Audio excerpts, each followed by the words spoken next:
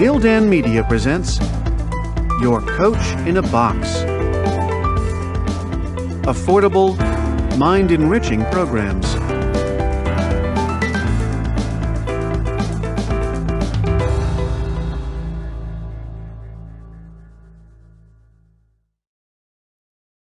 Gildan Media presents Ikigai, The Japanese Secret to a Long and Happy Life, written by Hector Garcia and Francesc Miralles, translated by Heather Cleary, read by Walter Dixon. Prologue.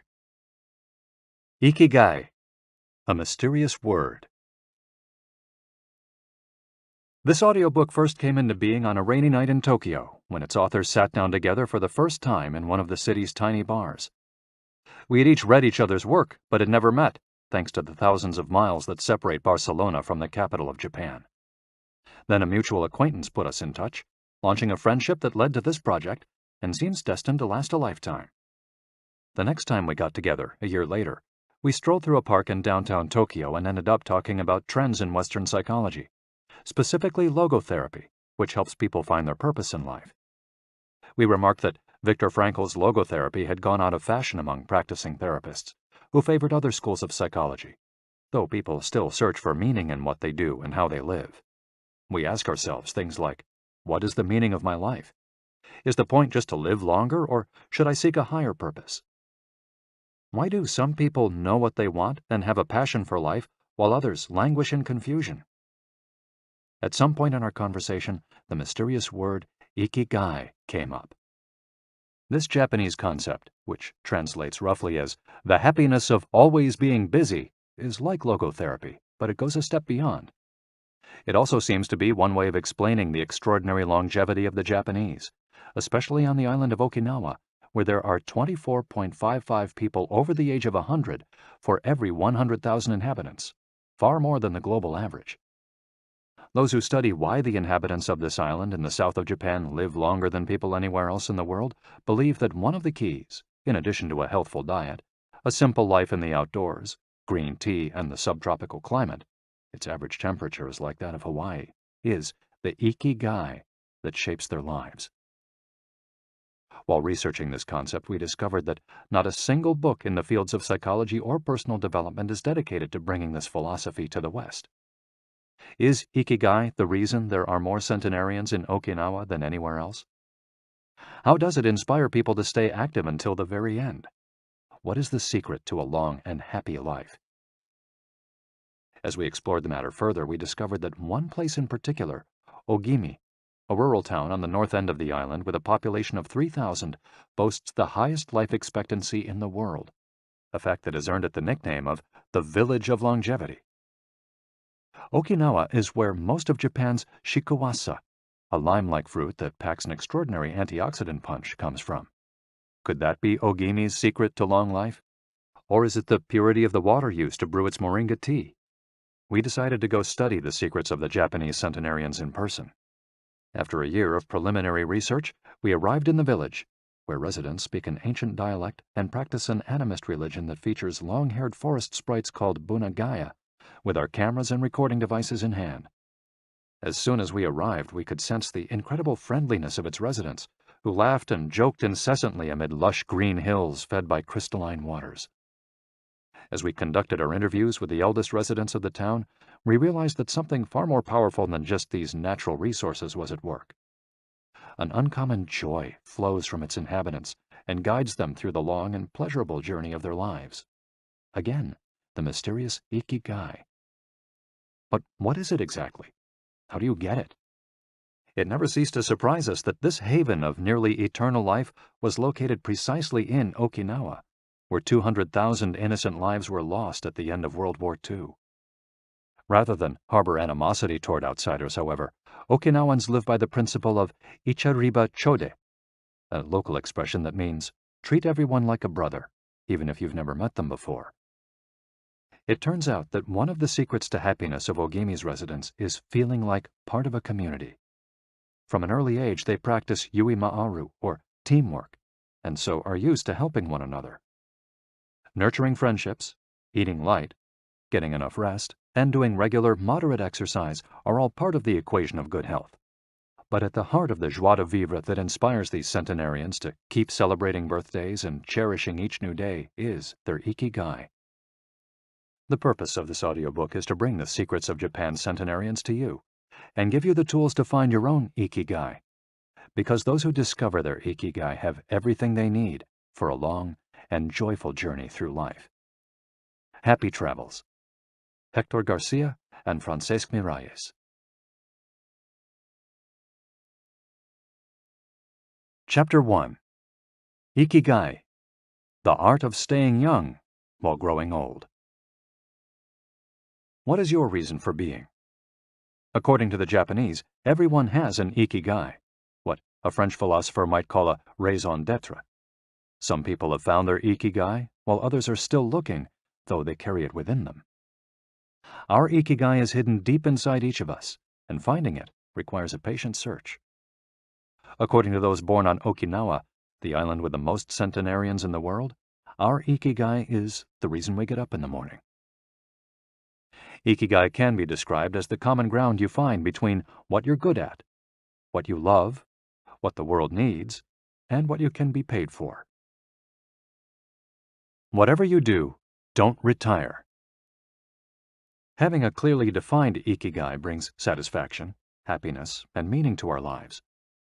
The purpose of this audiobook is to help you find yours, and to share insights from Japanese philosophy on the lasting health of body, mind, and spirit. One surprising thing you notice living in Japan is how active people remain after they retire. In fact, many Japanese people never really retire. They keep doing what they love for as long as their health allows. There is, in fact, no word in Japanese that means retire in the sense of leaving the workforce for good, as in English. According to Dan Buettner, a National Geographic reporter who knows the country well, having a purpose in life is so important in Japanese culture that our idea of retirement simply doesn't exist there. The island of almost eternal youth.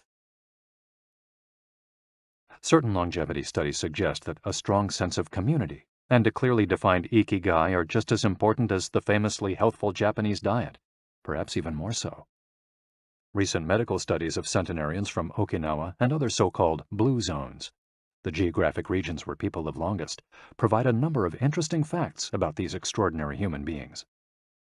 Not only do they live much longer than the rest of the world's population, they also suffer from fewer chronic illnesses, such as cancer and heart disease. Inflammatory disorders are also less common. Many of these centenarians enjoy enviable levels of vitality and health that would be unthinkable for people of advanced age elsewhere. Their blood tests reveal fewer free radicals, which are responsible for cellular aging, as a result of drinking tea and eating until their stomachs are only 80% full. Women experience more moderate symptoms during menopause, and both men and women maintain higher levels of sexual hormones until much later in life. The rate of dementia is well below the global average. Though we'll consider each of these findings over the course of the audiobook, research clearly indicates that the Okinawans' focus on Ikigai gives a sense of purpose to each and every day and plays an important role in their health and longevity. The characters behind Ikigai. In Japanese, Ikigai is written by combining a character which means life with another which means to be worthwhile, and that can be broken down to the characters which mean armor, number one, and to be the first, to head into battle, taking initiative as a leader, and another character which means beautiful or elegant. The 5 blue zones. Okinawa holds first place among the world's blue zones. In Okinawa, women in particular live longer and have fewer diseases than anywhere else in the world. The 5 regions identified and analyzed by Dan Buettner in his book, The Blue Zones, are 1. Okinawa, Japan, especially the northern part of the island. The locals eat a diet rich in vegetables and tofu, typically served on small plates. In addition to their philosophy of Ikigai, the moai, or close-knit group of friends, plays an important role in their longevity. 2. Sardinia, Italy, specifically the provinces of Nuoro and Ogliastra. Locals on this island consume plenty of vegetables and 1 or 2 glasses of wine per day. As in Okinawa, the cohesive nature of this community is another factor directly related to longevity. 3. Loma Linda, California. Researchers studied a group of Seventh-day Adventists who are among the longest living people in the United States. 4. The Nicoya Peninsula, Costa Rica. Locals remain remarkably active after 90. Many of the region's older residents have no problem getting up at 5:30 in the morning to work in the fields. 5. Ikaria, Greece. 1 of every 3 inhabitants of this island near the coast of Turkey is over 90 years old, compared to less than 1% of the population of the United States, a fact that has earned it the nickname of the Island of Long Life. The local secret seems to be a lifestyle that dates back to 500 BC. In the following chapters, we'll examine several factors that seem to be the keys to longevity and are found across the blue zones, paying special attention to Okinawa and its so-called Village of Longevity. First, however, it's worth pointing out that 3 of these regions are islands, where resources can be scarce and communities have to help one another. For many, helping others might be an Ikigai strong enough to keep them alive. According to scientists who have studied the 5 blue zones, the keys to longevity are diet, exercise, finding a purpose in life, an Ikigai, and forming strong social ties, that is, having a broad circle of friends and good family relations. Members of these communities manage their time well in order to reduce stress, consume little meat or processed foods, and drink alcohol in moderation. They don't do strenuous exercise, but they do move every day, taking walks and working in their vegetable gardens. People in the blue zones would rather walk than drive. Gardening, which involves daily, low-intensity movement, is a practice almost all of them have in common. The 80% secret. One of the most common sayings in Japan is harahachi-bu, which is repeated before or after eating and means something like, fill your belly to 80%. Ancient wisdom advises against eating until we are full. This is why Okinawans stop eating when they feel their stomachs reach 80% of their capacity, rather than overeating and wearing down their bodies with long digestive processes that accelerate cellular oxidation. Of course, there's no way to know objectively if your stomach is at 80% capacity. The lesson to learn from this saying is that we should stop eating when we're starting to feel full. The extra side dish, the snack we eat when we know in our hearts we don't really need it, the apple pie after lunch, all these will give us pleasure in the short term, but not having them will make us happier in the long term. The way food is served is also important. By presenting their meals on many small plates, the Japanese tend to eat less. A typical meal in a restaurant in Japan is served in 5 plates on a tray, 4 of them very small, and the main dish slightly bigger. Having 5 plates in front of you makes it seem like you're going to eat a lot, but what happens most of the time is that you end up feeling slightly hungry. This is one of the reasons why Westerners in Japan typically lose weight and stay trim. Recent studies by nutritionists reveal that Okinawans consume a daily average of 1,800 to 1,900 calories, compared to 2,200 to 3,300 in the United States, and have a body mass index between 18 and 22, compared to 26 or 27 in the United States. The Okinawan diet is rich in tofu, sweet potatoes, fish 3 times per week, and vegetables, roughly 11 ounces per day.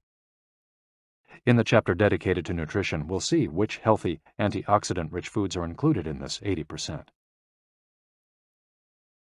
Moai, connected for life. It is customary in Okinawa to form close bonds within local communities. A moai is an informal group of people with common interests who look out for one another. For many, serving the community becomes part of their Ikigai. The moai has its origins in hard times, when farmers would get together to share best practices and help one another cope with meager harvests. Members of a moai make a set monthly contribution to the group. This payment allows them to participate in meetings, dinners, games of go and shogi, Japanese chess, or whatever hobby they have in common.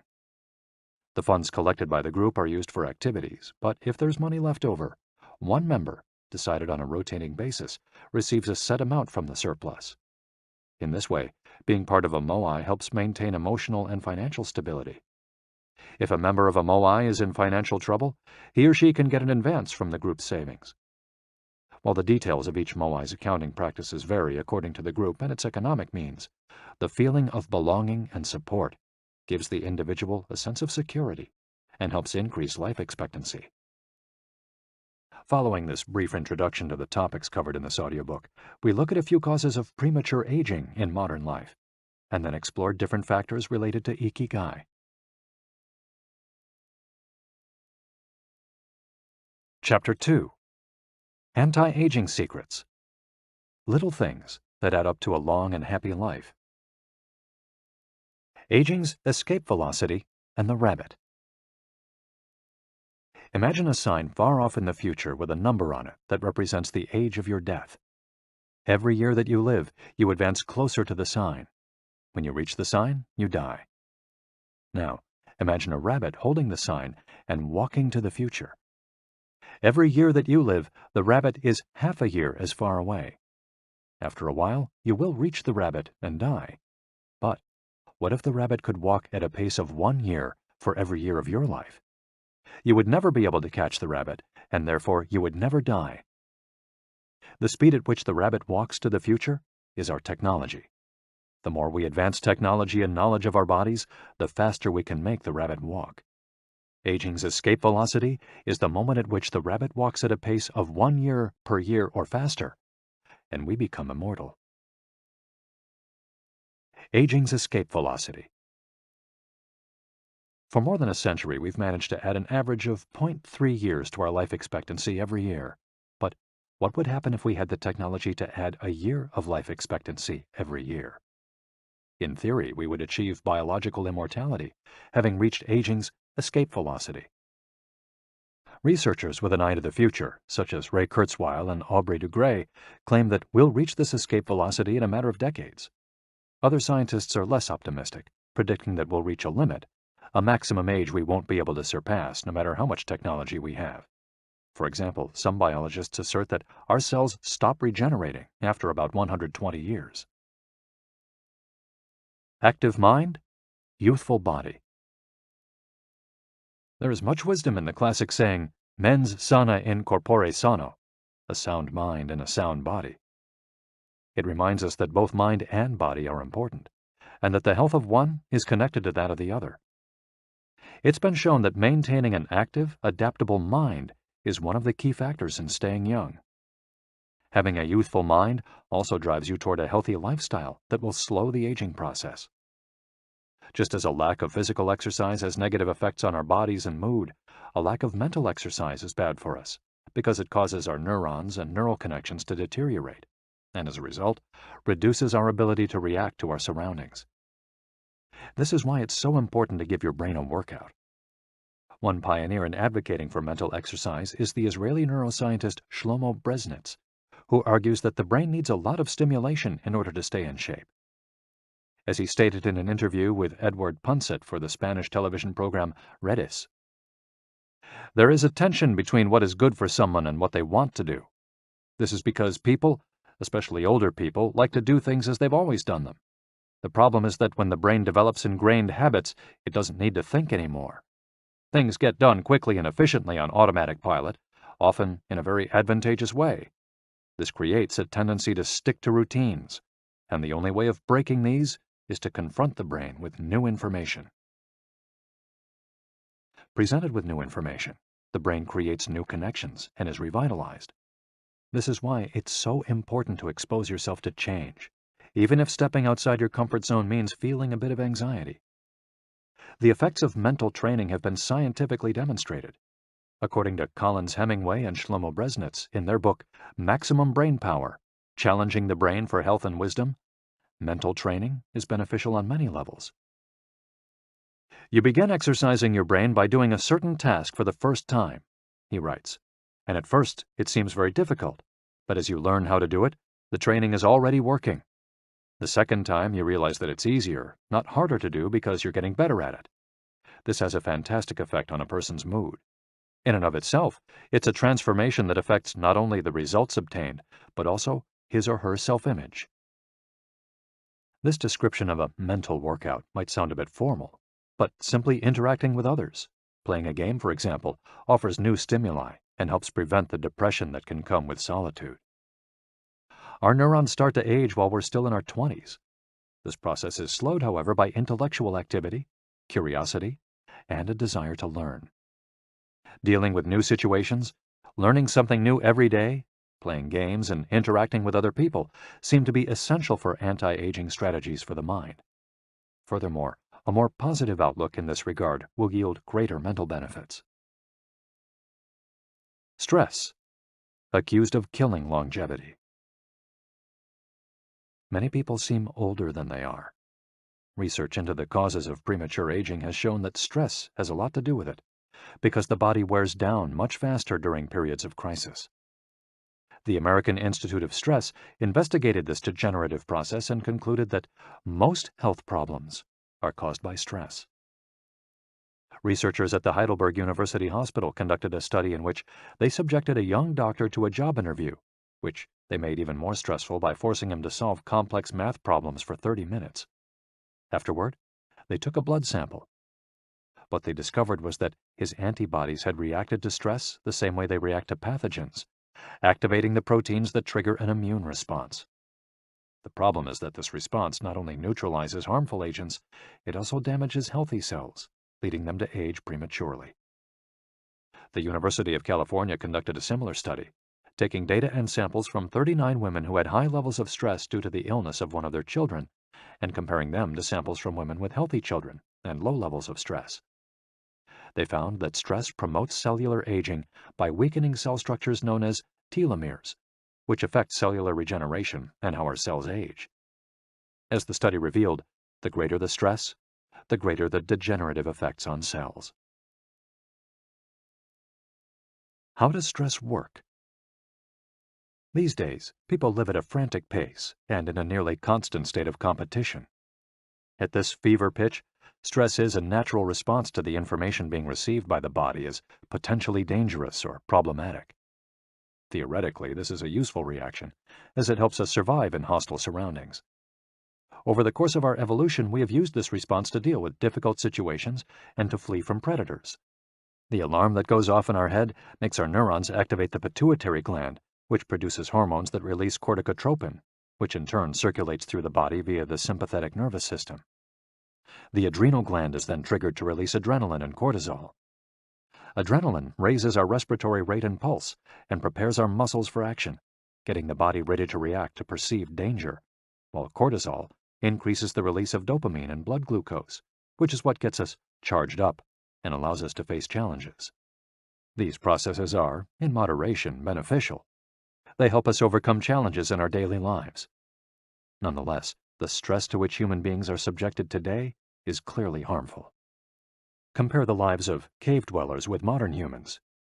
Cave dwellers were relaxed most of the time. Modern humans work most of the time and are alert to any and all threats. Cave dwellers felt stress only in very specific situations. Modern humans are online or waiting for notifications from their cell phones 24 hours a day. To cave dwellers, the threats were real. A predator could end their lives at any moment. For modern humans, the brain associates the ping of a cell phone or an email notification with the threat of a predator. For cave dwellers, high doses of cortisol and adrenaline at moments of danger kept the body healthy. In modern humans, low doses of cortisol flow constantly through the body, with implications for a range of health problems, including adrenal fatigue and chronic fatigue syndrome. Stress has a degenerative effect over time. A sustained state of emergency affects the neurons associated with memory, as well as inhibiting the release of certain hormones, the absence of which can cause depression. Its secondary effects include irritability, insomnia, anxiety, and high blood pressure. As such, though challenges are good for keeping mind and body active, we should adjust our high-stress lifestyles in order to avoid the premature aging of our bodies. Be mindful about reducing stress. Whether or not the threats we perceive are real, Stress is an easily identifiable condition that not only causes anxiety, but is also highly psychosomatic, affecting everything from our digestive system to our skin. This is why prevention is so important in avoiding the toll that stress takes on us, and why many experts recommend practicing mindfulness. The central premise of this stress reduction method is focusing on the self, noticing our responses, even if they are conditioned by habit, in order to be fully conscious of them. In this way, we connect with the here and now and limit thoughts that tend to spiral out of control. We have to learn to turn off the autopilot that's steering us in an endless loop. We all know people who snack while talking on the phone or watching the news.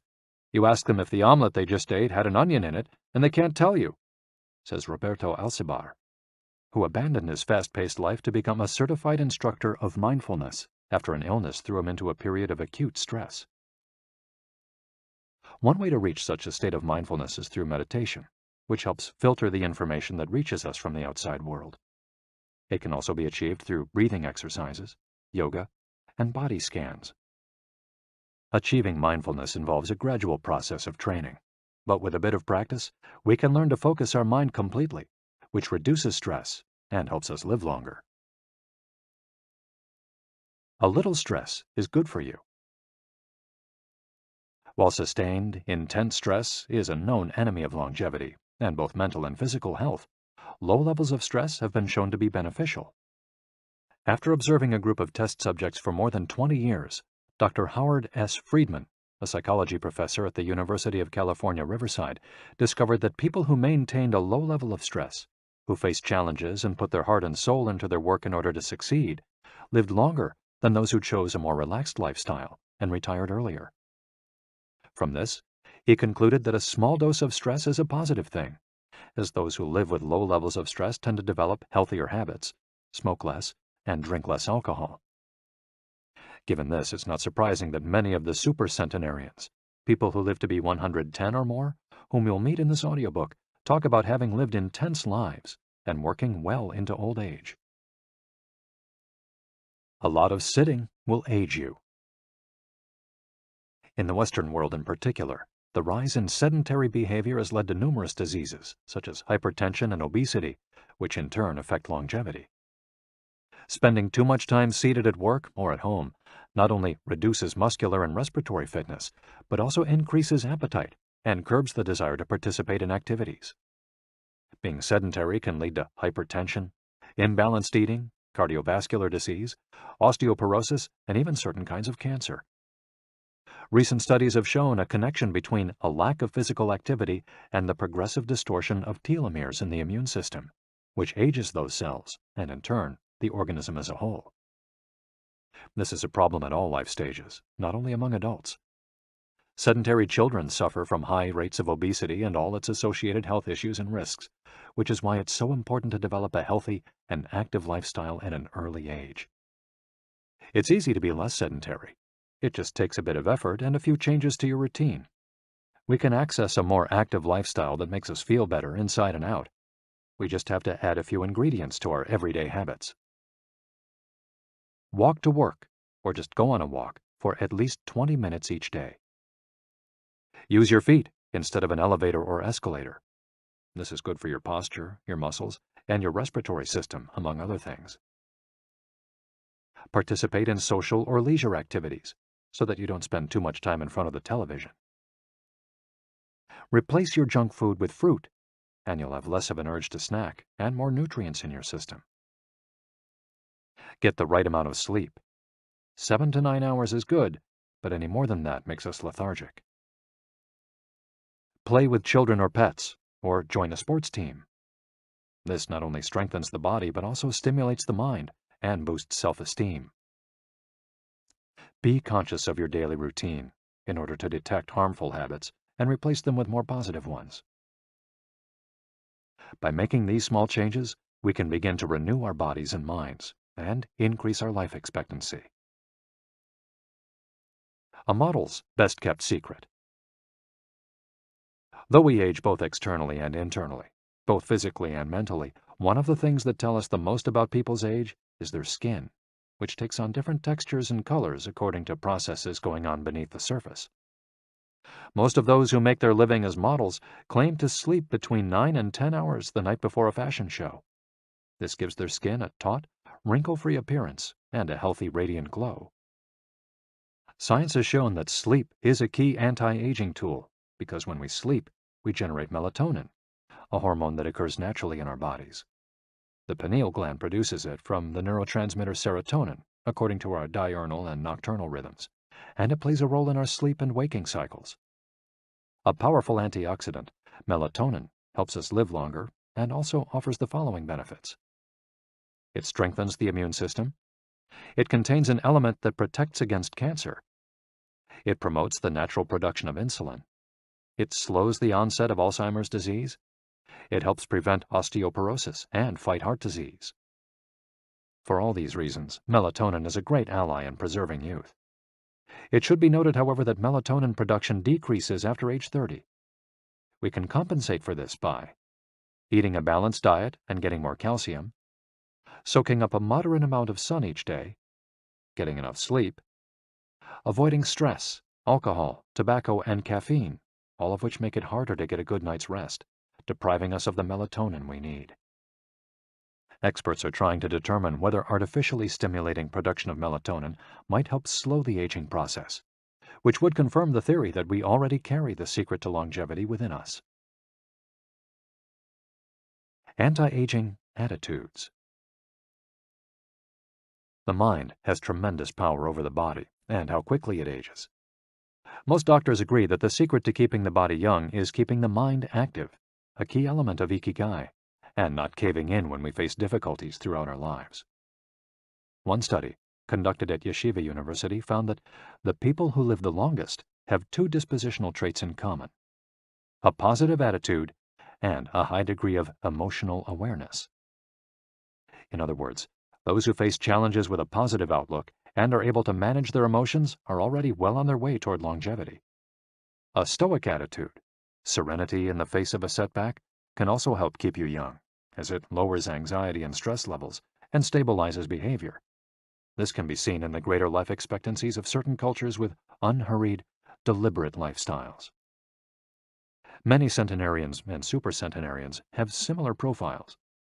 They've had full lives that were difficult at times, but they knew how to approach these challenges with a positive attitude and not be overwhelmed by the obstacles they faced.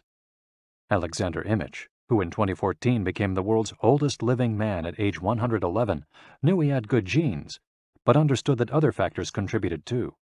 "The life you live is equally or more important for longevity," he said in an interview with Reuters after being added to Guinness World Records in 2014. An Ode to Longevity. During our stay in Ogimi, the village that holds the Guinness record for longevity, a woman who was about to turn 100 years old sang the following song for us in a mixture of Japanese and the local dialect.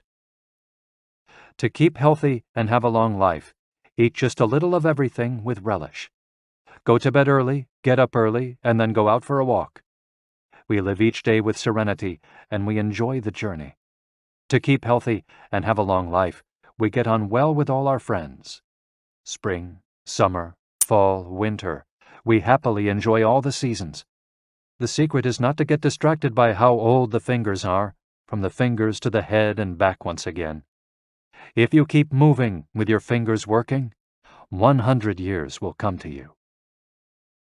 We can now use our fingers to play the next chapter, where we'll look at the close relationship between longevity and discovering our life's mission. Chapter 3. From Logotherapy to Ikigai. How to live longer and better by finding your purpose. What is logotherapy? A colleague once asked Viktor Frankl to define his school of psychology in a single phrase, to which Frankl replied, "Well, in logotherapy, the patient sits up straight and has to listen to things that are, on occasion, hard to hear." The colleague had just described psychoanalysis to him in the following terms. In psychoanalysis, the patient lies down on a couch and tells you things that are, on occasion, hard to say. Frankl explains that one of the first questions he would ask his patients was, "Why do you not commit suicide?" Usually the patient found good reasons not to and was able to carry on. What then does logotherapy do? The answer is pretty clear. It helps you find reasons to live. Logotherapy pushes patients to consciously discover their life's purpose in order to confront their neuroses. Their quest to fulfill their destiny then motivates them to press forward, breaking the mental chains of the past and overcoming whatever obstacles they encounter along the way. Something to live for. A study conducted by Frankl in his Vienna clinic found that among both patients and personnel, around 80% believed that human beings needed a reason for living, and around 60% felt they had someone or something in their lives worth dying for. The search for meaning. The search for purpose became a personal driving force that allowed Frankl to achieve his goals. The process of logotherapy can be summarized in these 5 steps. 1. A person feels empty, frustrated, or anxious. 2. The therapist shows him that what he is feeling is the desire to have a meaningful life. 3. The patient discovers his life's purpose at that particular point in time. 4. Of his own free will, the patient decides to accept or reject that destiny. 5. This newfound passion for life helps him overcome obstacles and sorrows. Frankl himself would live and die for his principles and ideals. His experiences as a prisoner at Auschwitz showed him that everything can be taken from a man but one thing, the last of the human freedoms: to choose one's attitude in any given set of circumstances, to choose one's own way. It was something he had to go through alone, without any help, and it inspired him for the rest of his life. 10 differences between psychoanalysis and logotherapy. Psychoanalysis: the patient reclines on a couch like a patient. Logotherapy: the patient sits facing the therapist, who guides him or her without passing judgment. Psychoanalysis is retrospective, it looks to the past. Logotherapy looks toward the future. Psychoanalysis is introspective, it analyzes neuroses. Logotherapy does not delve into the patient's neuroses. In psychoanalysis, the drive is toward pleasure. In logotherapy, the drive is toward purpose and meaning. Psychoanalysis centers on psychology. Logotherapy includes a spiritual dimension. Psychoanalysis works on psychogenic neuroses. Logotherapy also works on noogenic or existential neuroses. Psychoanalysis analyzes the unconscious origin of conflicts, instinctual dimension. Logotherapy deals with conflicts when and where they arise, spiritual dimension. Psychoanalysis limits itself to the patient's instincts. Logotherapy also deals with spiritual realities. Psychoanalysis is fundamentally incompatible with faith. Logotherapy is compatible with faith. Psychoanalysis seeks to reconcile conflicts and satisfy impulses and instincts. Logotherapy seeks to help the patient find meaning in his life and satisfy his moral principles. Fight for yourself. Existential frustration arises when our life is without purpose or when that purpose is skewed. In Frankl's view, however, there's no need to see this frustration as an anomaly or a symptom of neurosis. Instead, it can be a positive thing, a catalyst for change. Logotherapy does not see this frustration as mental illness, the way other forms of therapy do, but rather as spiritual anguish, a natural and beneficial phenomenon that drives those who suffer from it to seek a cure, whether on their own or with the help of others, and in so doing, find greater satisfaction in life. It helps them change their own destiny. Logotherapy enters the picture if a person needs help doing this, if he needs guidance in discovering his life's purpose, and later in overcoming conflict so he can keep moving towards his objective. In Man's Search for Meaning, Frankl cites one of Nietzsche's famous aphorisms: "He who has a why to live can bear with almost any how." Based on his own experience, Frankl believed that our health depends on that natural tension that comes from comparing what we've accomplished so far with what we'd like to achieve in the future. What we need, then, is not a peaceful existence, but a challenge we can strive to meet by applying all the skills at our disposal. Existential crisis, on the other hand, is typical of modern societies in which people do what they're told to do or what others do, rather than what they want to do. They often try to fill the gap between what is expected of them and what they want for themselves with economic power or physical pleasure, or by numbing their senses. It can even lead to suicide. Sunday neurosis, for example, is what happens when, without the obligations and commitments of the work week, the individual realizes how empty he is inside. He has to find a solution.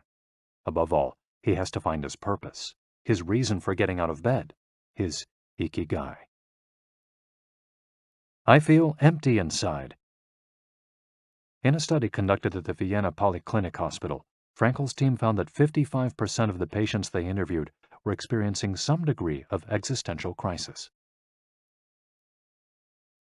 According to logotherapy, discovering one's purpose in life helps an individual fill that existential void.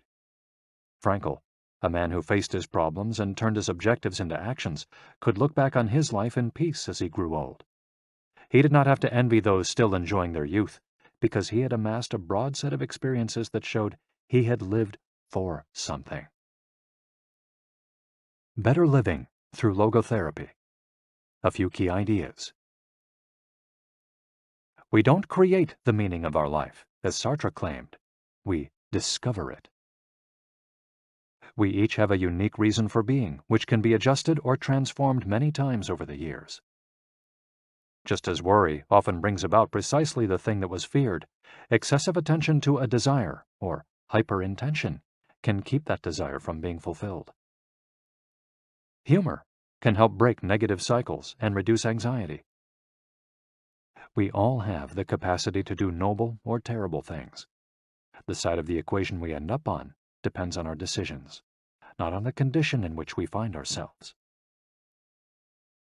In the following case studies, we'll look at 4 cases from Frankel's own practice in order to better understand the search for meaning and purpose.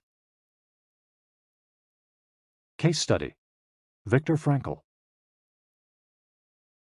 In German concentration camps, as in those that would later be built in Japan and Korea, psychiatrists confirmed that the prisoners with the greatest chance of survival were those who had things they wanted to accomplish outside the camp, those who felt a strong need to get out of there alive. This was true of Frankl, who, after being released and successfully developing the school of logotherapy, realized he had been the first patient of his own practice. Frankl had a goal to achieve, and it made him persevere. He arrived at Auschwitz carrying a manuscript that contained all the theories and research he compiled over the course of his career, ready for publication. When it was confiscated, he felt compelled to write it all over again. And that need drove him, and gave his life meaning amid the constant horror and doubt of the concentration camp. So much so that over the years, and especially when he fell ill with typhus, he would jot down fragments and key words from the lost work on any scrap of paper he found. Case study: The American Diplomat. An important North American diplomat went to Frankl to pick up where he left off with a course of treatment he had started 5 years earlier in the United States. When Frankl asked him why he had started therapy in the first place, the diplomat answered that he hated his job and his country's international policies, which he had to follow and enforce.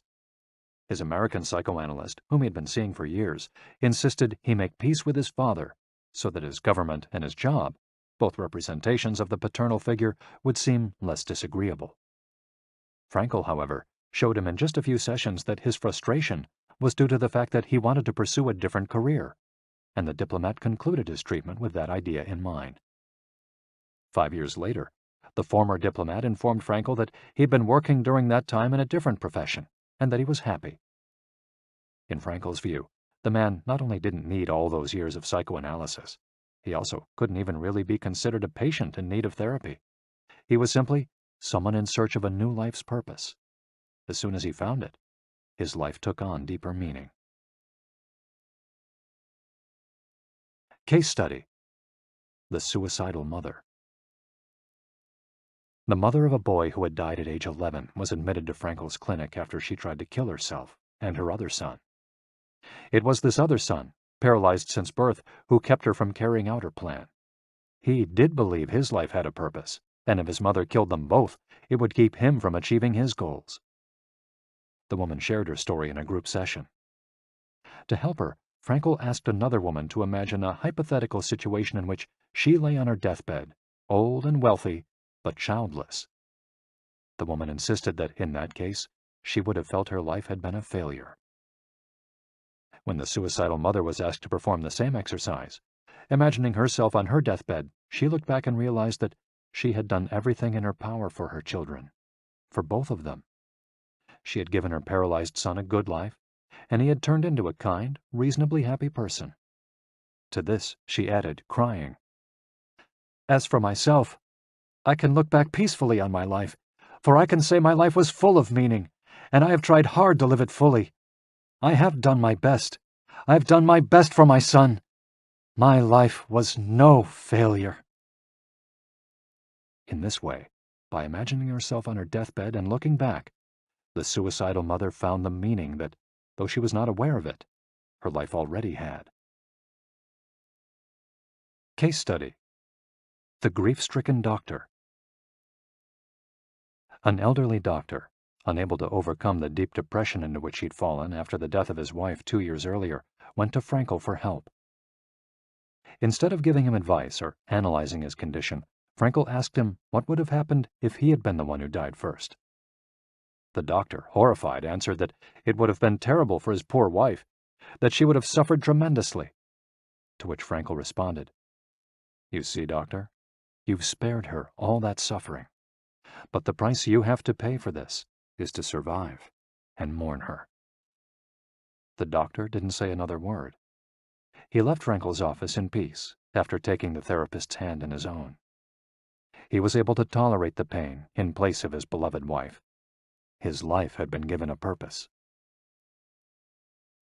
Morita therapy. In the same decade that logotherapy came into being, a few years earlier in fact, Shoma Morita created his own purpose-centered therapy in Japan. It proved to be effective in the treatment of neurosis, obsessive-compulsive disorder, and post-traumatic stress. In addition to being a psychotherapist, Shoma Morita was a Zen Buddhist, and his therapy left a lasting spiritual mark on Japan. Many Western forms of therapy focus on controlling or modifying the patient's emotions. In the West, we tend to believe that what we think influences how we feel, which in turn influences how we act.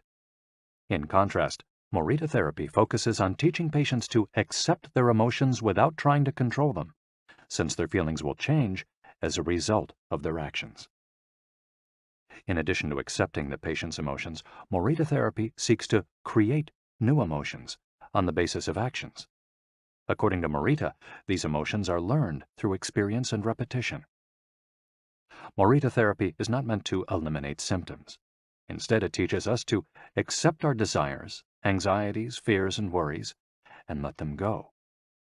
As Morita writes in his book, Morita Therapy and the True Nature of Anxiety-Based Disorders, "In feelings, it is best to be wealthy and generous." Morita explained the idea of letting go of negative feelings with the following fable. A donkey that is tied to a post by a rope will keep walking around the post in an attempt to free itself, only to become more immobilized and attached to the post. The same thing applies to people with obsessive thinking, who become more trapped in their own suffering when they try to escape from their fears and discomfort. The basic principles of Morita therapy. 1. Accept your feelings. If we have obsessive thoughts, we should not try to control them or get rid of them. If we do, they become more intense. Regarding human emotions, the Zen master would say, if we try to get rid of one wave with another, we end up with an infinite sea. We don't create our feelings. They simply come to us, and we have to accept them. The trick is welcoming them. Morita likened emotions to the weather. We can't predict or control them. We can only observe them. To this point, he often quoted the Vietnamese monk Thich Nhat Hanh, who would say, "Hello, solitude. How are you today? Come, sit with me, and I will care for you." 2. Do what you should be doing. We shouldn't focus on eliminating symptoms, because recovery will come on its own. We should focus instead on the present moment, and if we're suffering, on accepting that suffering. Above all, we should avoid intellectualizing the situation. The therapist's mission is to develop the patient's character so he or she can face any situation, and character is grounded in the things we do. Morita therapy does not offer its patients explanations, but rather allows them to learn from their actions and activities.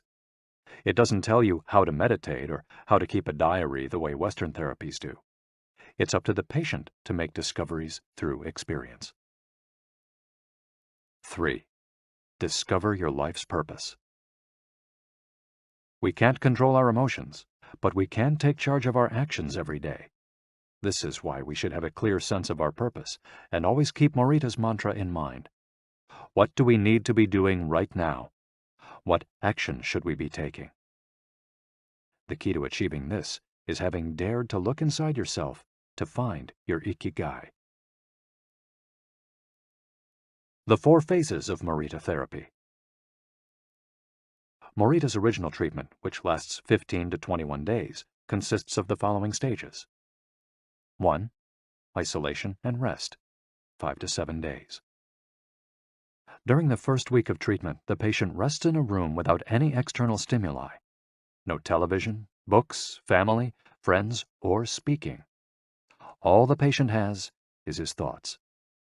He lies down for most of the day and is visited regularly by the therapist, who tries to avoid interacting with him as much as possible. The therapist simply advises the patient to continue observing the rise and fall of his emotions as he lies there. When the patient gets bored and wants to start doing things again, he's ready to move on to the next stage of therapy. 2. Light occupational therapy, 5 to 7 days.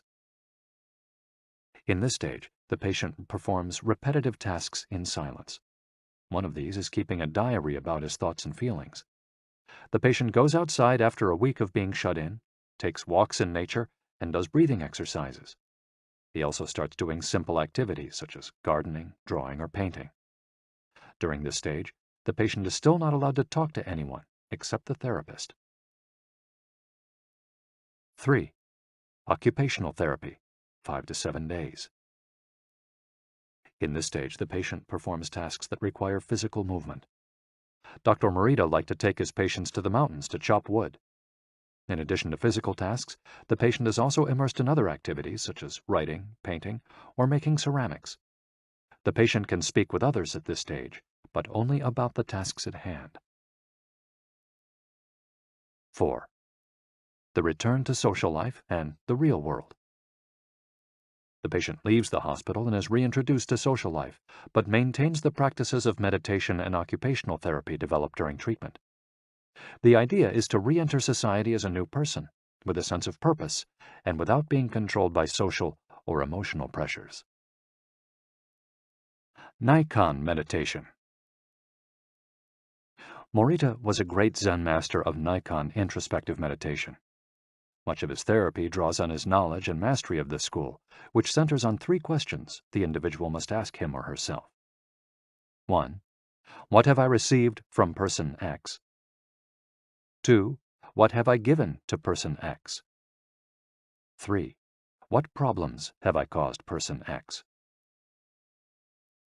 Through these reflections, we stop identifying others as the cause of our problems and deepen our own sense of responsibility.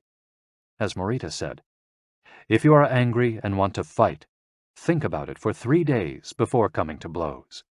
After 3 days, the intense desire to fight will pass on its own.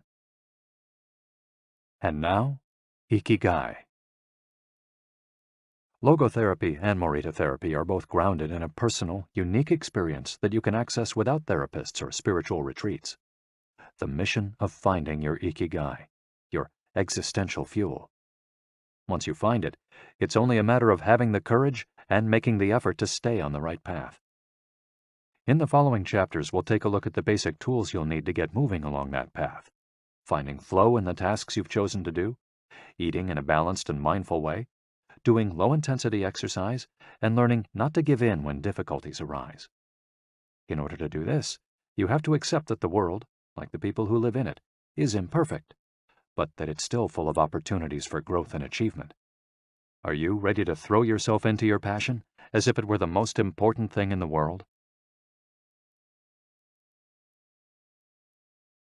Chapter 4. Find flow in everything you do. How to turn work and free time into spaces for growth. We are what we repeatedly do. Excellence, then, is not an act, but a habit. Aristotle. Going with the flow. Imagine you're skiing down one of your favorite slopes. Powdery snow flies up on both sides of you like white sand. Conditions are perfect. You are entirely focused on skiing as well as you can. You know exactly how to move at each moment. There is no future, no past. There is only the present. You feel the snow, your skis, your body, and your consciousness united as a single entity. You are completely immersed in the experience, not thinking about or distracted by anything else. Your ego dissolves, and you become part of what you're doing. This is the kind of experience Bruce Lee described with his famous, "Be water, my friend." We've all felt our sense of time vanish when we lose ourselves in an activity we enjoy. We start cooking, and before we know it, several hours have passed. We spend an afternoon with a book and forget about the world going by until we notice the sunset and realize we haven't eaten dinner. We go surfing and don't realize how many hours we've spent in the water until the next day when our muscles ache. The opposite can also happen.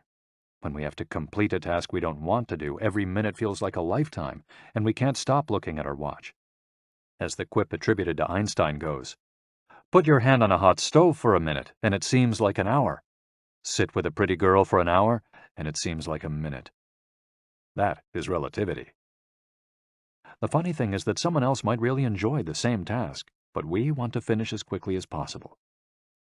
What makes us enjoy doing something so much that we forget about whatever worries we might have while we do it? When are we happiest? These questions can help us discover our Ikigai. The power of flow. These questions are also at the heart of psychologist Mihai Csikszentmihalyi's research into the experience of being completely immersed in what we're doing. Csikszentmihalyi called this state flow and described it as the pleasure, delight, creativity, and process when we are completely immersed in life. There is no magic recipe for finding happiness, for living according to your Ikigai, but one key ingredient is the ability to reach this state of flow, and, through this state, have an optimal experience. In order to achieve this optimal experience, we have to focus on increasing the time we spend on activities that bring us to this state of flow, rather than allowing ourselves to get caught up in activities that offer immediate pleasure, like eating too much, abusing drugs or alcohol, or stuffing ourselves with chocolate in front of the TV. As Csikszentmihalyi asserts in his book, Flow, The Psychology of Optimal Experience, flow is the state in which people are so involved in an activity that nothing else seems to matter. The experience itself is so enjoyable that people will do it, even at great cost, for the sheer sake of doing it. It's not only creative professionals who require the high doses of concentration that promote flow. Most athletes, chess players, and engineers also spend much of their time on activities that bring them to this state. According to Csikszentmihalyi's research, a chess player feels the same way upon entering a state of flow as a mathematician working on a formula, or a surgeon performing an operation. A professor of psychology, Csikszentmihalyi analyzed data from people around the world and discovered that flow is the same among individuals of all ages and cultures. In New York and Okinawa, we all reach a state of flow in the same way. But what happens to our mind when we're in that state? When we flow, we're focused on a concrete task without any distractions. Our mind is in order. The opposite occurs when we try to do something while our mind is on other things. The 7 conditions for achieving flow. According to researcher Owen Schaffer of DePaul University, the requirements for achieving flow are 1. Knowing what to do. 2. Knowing how to do it. 3. Knowing how well you're doing. 4. Knowing where to go, where navigation is involved. 5. Perceiving significant challenges. 6. Perceiving significant skills. 7.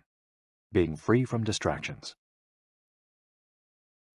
If you often find yourself losing focus while working on something you consider important, there are several strategies you can employ to increase your chances of achieving.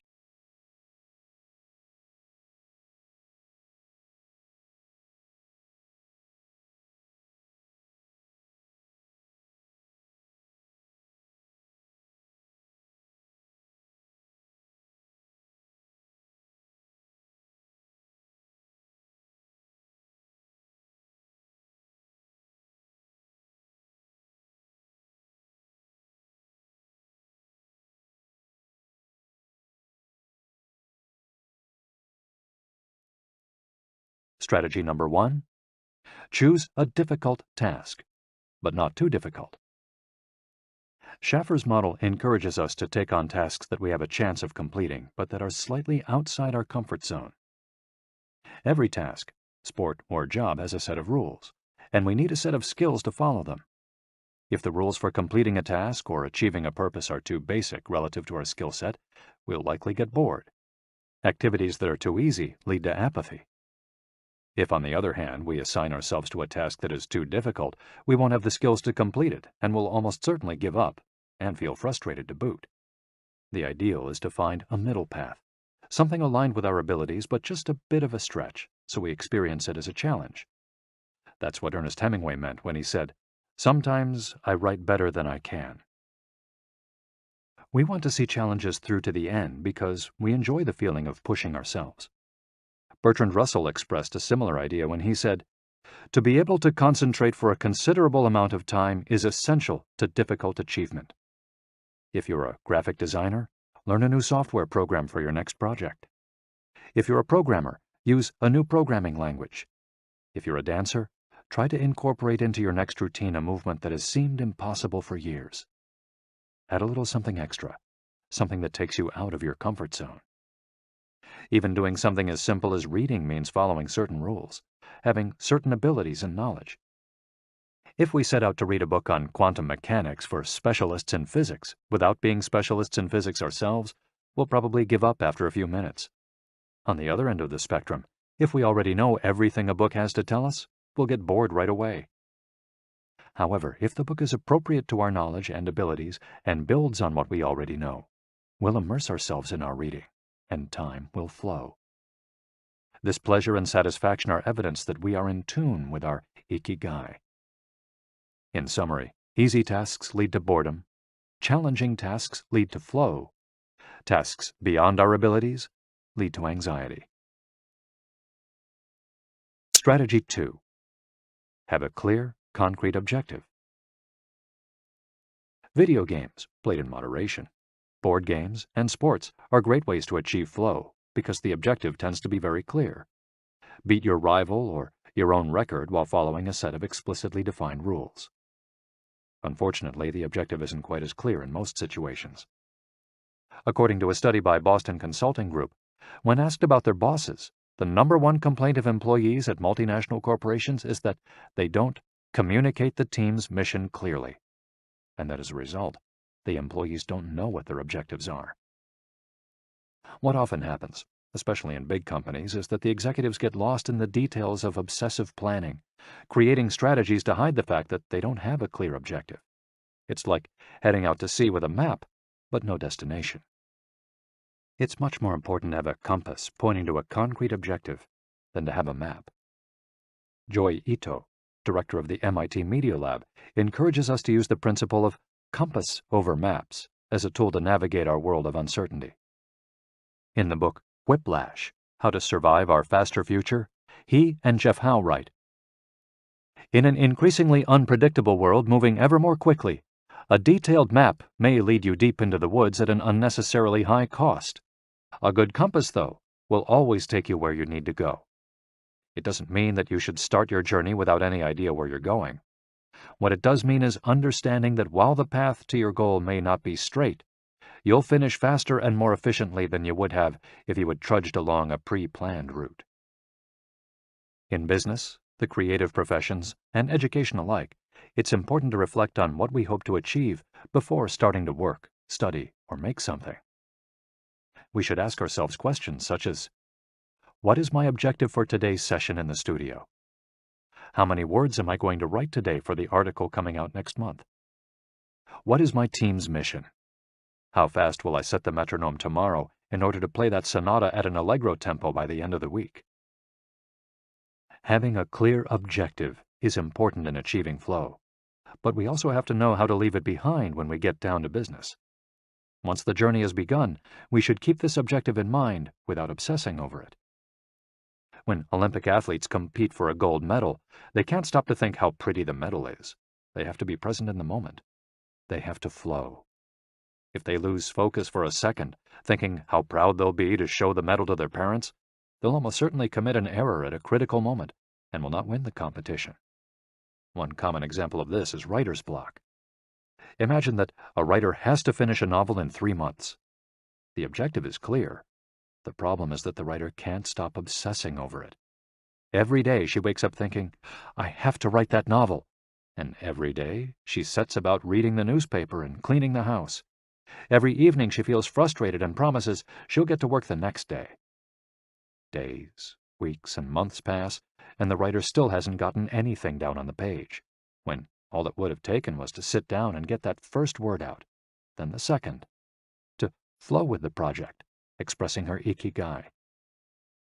As soon as you take these first small steps, your anxiety will disappear and you'll achieve a pleasant flow in the activity you're doing. Getting back to Albert Einstein, a happy man is too satisfied with the present to dwell on the future. To summarize, a vague objective leads to confusion, time and energy wasted on meaningless tasks, and mental block. A clearly defined objective and a focus on process leads to flow. And obsessive desire to achieve a goal while ignoring process leads to a fixation on the objective rather than on getting down to business, and mental block. Strategy 3. Concentrate on a single task. This is perhaps one of the greatest obstacles we face today, with so much technology and so many distractions. We're listening to a video on YouTube while writing an email when suddenly a chat prompt pops up and we answer it. Then our smartphone vibrates in our pocket. Just as soon as we respond to that message, we're back at our computer logging onto Facebook. Pretty soon, 30 minutes have passed, and we've forgotten what the email we were writing was supposed to be about. This also happens sometimes when we put on a movie with dinner and don't realize how delicious the salmon was until we're taking the last bite. We often think that combining tasks will save us time, but scientific evidence shows that it has the opposite effect. Even those who claim to be good at multitasking are not very productive. In fact, they are some of the least productive people. Our brains can take in millions of bits of information, but we can only actually process a few dozen per second. When we say we're multitasking, what we're really doing is switching back and forth between tasks very quickly. Unfortunately, we're not computers adept at parallel processing. We end up spending all our energy alternating between tasks instead of focusing on doing one of them well. Concentrating on one thing at a time may be the single most important factor in achieving flow. According to Csikszentmihalyi, in order to focus on a task, we need 1. To be in a distraction-free environment, and 2. To have control over what we're doing at every moment. Technology is great if we're in control of it. It's not so great if it takes control of us. For example, if you have to write a research paper, you might sit down at your computer and use Google to look up the information you need. However, if you're not very disciplined, you might end up surfing the web instead of writing that paper. In that case, Google and the Internet will have taken over, pulling you out of your state of flow. It has been scientifically shown that if we continually ask our brains to switch back and forth between tasks, we waste time, make more mistakes, and remember less of what we've done. Several studies conducted at Stanford University by Clifford Ivar Nass describe our generation as suffering from an epidemic of multitasking. One such study analyzed the behavior of hundreds of students, dividing them into groups based on the number of things they tended to do at once. The students who were the most addicted to multitasking typically alternated among more than 4 tasks. For example, taking notes while reading a textbook, listening to a podcast, answering messages on their smartphone, and sometimes checking their Twitter timeline. Each group of students was shown a screen with several red and several blue arrows. The objective of the exercise was to count the red arrows. At first, all the students answered correctly right away, without much trouble. As the number of blue arrows increased, the number of red arrows stayed the same, only their position changed, however. The students accustomed to multitasking had serious trouble counting the red arrows in the time allotted, or as quickly as the students who did not habitually multitask, for one very simple reason. They got distracted by the blue arrows. Their brains were trained to pay attention to every stimulus, regardless of its importance, while the brains of other students were trained to focus on a single task, in this case, counting the red arrows and ignoring the blue ones. Other studies indicate that working on several things at once lowers our productivity by at least 60% and our IQ by more than 10 points. One study funded by the Swedish Council for Working Life and Social Research found that a sample group of more than 4,000 young adults between the ages of 20 and 24 who were addicted to their smartphones got less sleep, felt less connected to their community at school, and were more likely to show signs of depression. In summary, concentrating on a single task makes achieving flow more likely, increases productivity, increases our power of retention, makes us less likely to make mistakes, helps us feel calm and in control of the task at hand, causes us to become more considerate as we pay full attention to those around us, and increases creativity.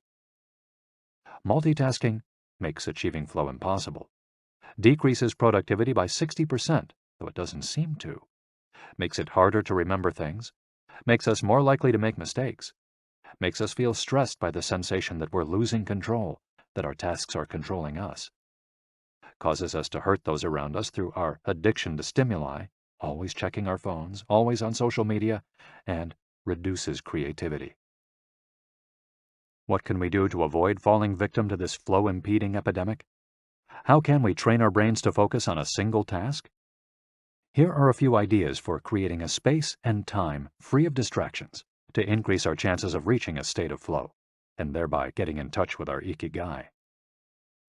Don't look at any kind of screen for the first hour you're awake and the last hour before you go to sleep. Turn off your phone before you achieve flow. There is nothing more important than the task you've chosen to do during this time. If this seems too extreme, enable the Do Not Disturb function, so only the people closest to you contact you in case of emergency. Designate one day of the week, perhaps a Saturday or Sunday, a day of technical fasting, making exceptions for e-readers without Wi-Fi or MP3 players. Go to a cafe that doesn't have Wi-Fi. Read and respond to email only once or twice per day. Define those times clearly and stick to them. Try the Pomodoro technique. Get yourself a kitchen timer. Some are made to look like a pomodoro or a tomato, and commit to working on a single task as long as it's running. The Pomodoro technique recommends 25 minutes of work and 5 minutes of rest for each cycle, but you can also do 50 minutes of work and 10 minutes of rest. Find the pace that's best for you. The most important thing is to be disciplined in completing each cycle. Start your work session with a ritual you enjoy, and end it with a reward. Train your mind to return to the present when you find yourself getting distracted. Practice mindfulness or another form of meditation. Go for a walk or a swim, whatever will help you get centered again. Work in a space where you will not be distracted. If you can't do this at home, go to a library, a cafe, or, if your task involves playing the saxophone, a music studio. If you find that your surroundings continue to distract you, keep looking until you find the right place. Divide each activity into groups of related tasks and assign each group its own place and time. For example, if you're writing a magazine article, you could do research and take notes at home in the morning, write in the library in the afternoon, and edit on the couch at night. Bundle routine tasks, such as sending out invoices, making phone calls, and so on, and do them all at once. A summary of the advantages of flow versus the disadvantages of distraction. A focused mind versus a wandering mind. Living in the present versus thinking about the past and the future. Being free from worry versus having concerns about our daily life and the people around us invading our thoughts. having the hours fly by versus having every minute seem endless. With flow, we feel in control. With distraction, we lose control and fail to complete the task at hand, or other tasks or people keep us from our work. With flow, we prepare thoroughly. With distraction, we act without being prepared.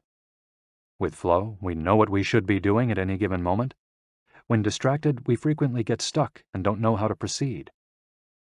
With flow, our mind is clear and overcomes all obstacles to the flow of thought.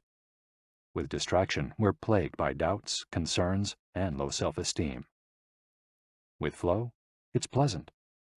With distraction, it's boring and exhausting. And with flow, our ego fades. We're not the ones controlling the activity or task we're doing. The task is leading us. And with distraction, constant self-criticism. Our ego is present, and we feel frustrated. Flow in Japan. Takumis, engineers, geniuses, and otakus. What do takumis, artisans, engineers, inventors, and otakus, fans of anime and manga, have in common?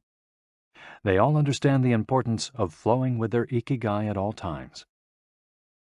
One widespread stereotype about people in Japan is that they're exceptionally dedicated and hard-working, even though some Japanese people say they look like they're working harder than they really are.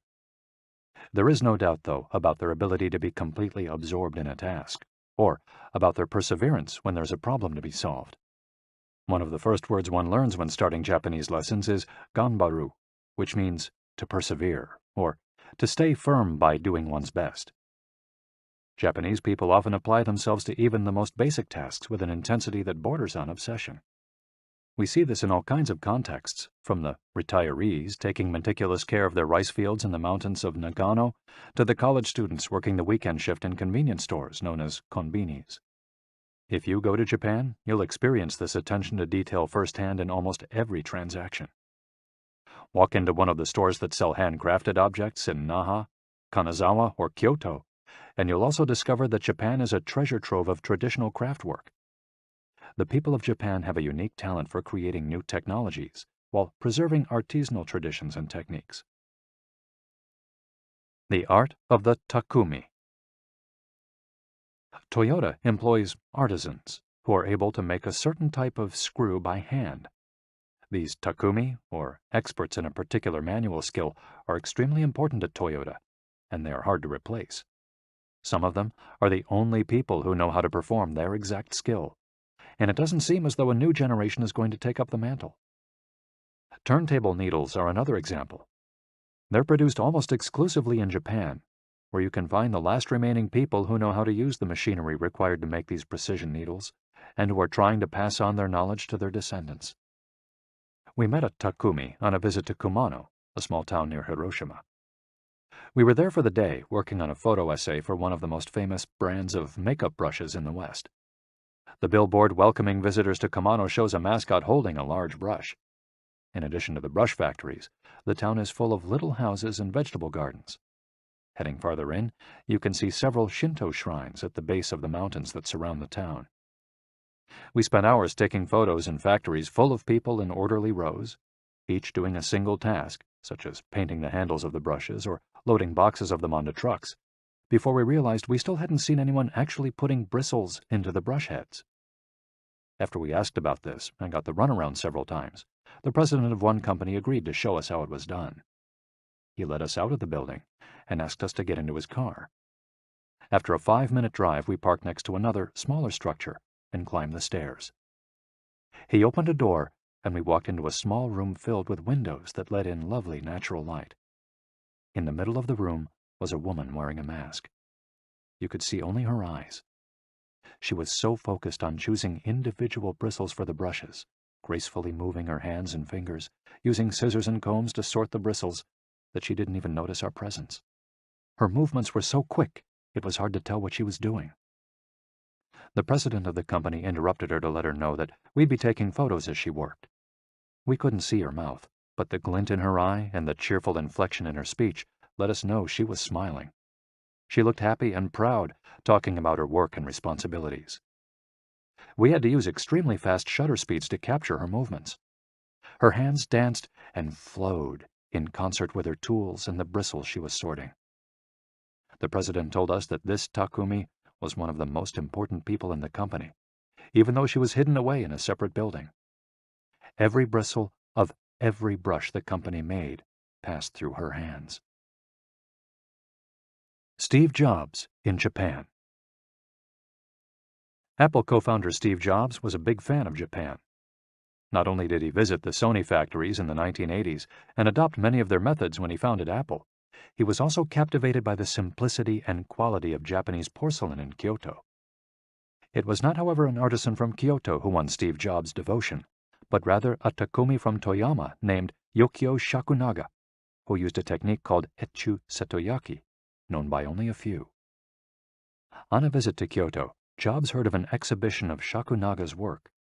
He immediately understood that there was something special about Shakunaga's porcelain. As a matter of fact, he bought several cups, vases, and plates, and went back to the show 3 times that week. Jobs returned to Kyoto several times over the course of his life in search of inspiration, and ended up meeting Shakunaga in person. It is said that Jobs had many questions for him, almost all of them about the fabrication process and the type of porcelain he used. Shakunaga explained that he used white porcelain he extracted himself from mountains in the Toyama prefecture, making him the only artist of his ilk familiar with the fabrication process of porcelain objects from their origins in the mountains to their final form, an authentic Takumi. Jobs was so impressed that he considered going to Toyama to see the mountain where Shakunaga got his porcelain, but thought better of it when he heard that it was more than 4 hours by train from Kyoto. In an interview after Jobs' death, Shakunaga said he was very proud that his work had been appreciated by the man who created the iPhone. He added that Jobs' last purchase from him had been a set of 12 teacups. Jobs had asked for something special, a new style. To satisfy this request, Shakunaga made 150 teacups in the process of testing out new ideas. Of these, he chose the 12 best and sent them to the Jobs family. Ever since his first trip to Japan, Jobs was fascinated and inspired by the country's artisans, engineers, especially at Sony, philosophy, especially Zen, and cuisine, especially sushi. Sophisticated simplicity.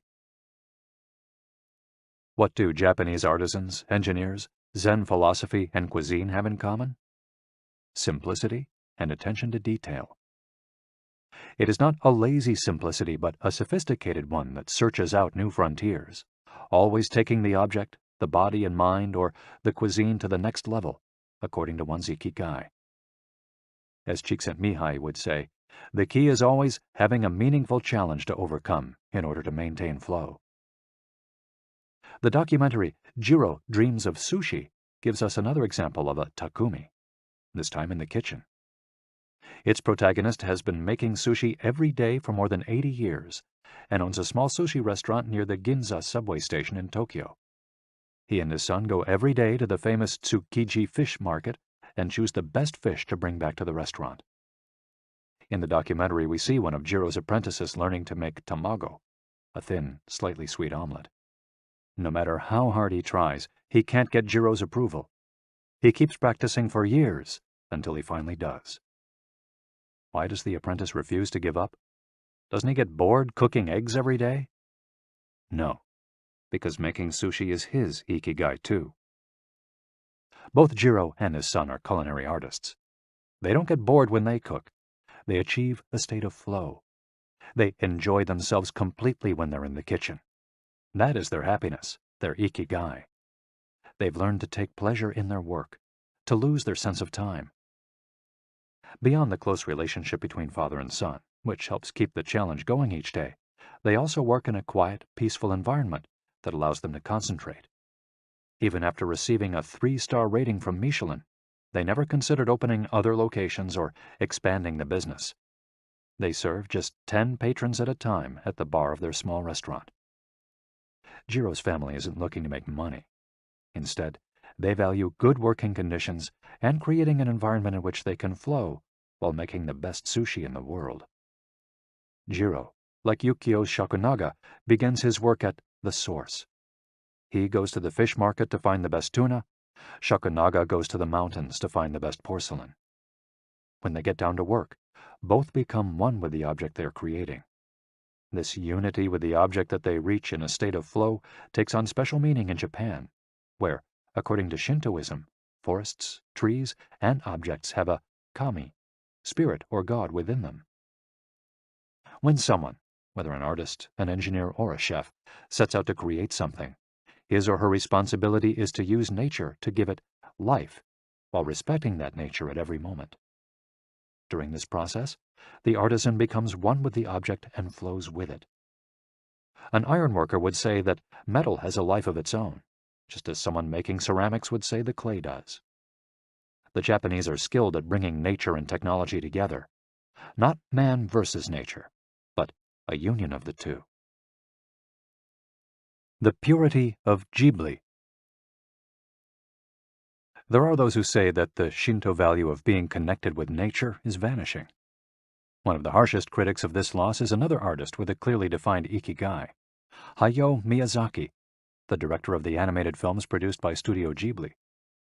In nearly all his films, we see humans, technology, fantasy, and nature in a state of conflict, and in the end, coming together.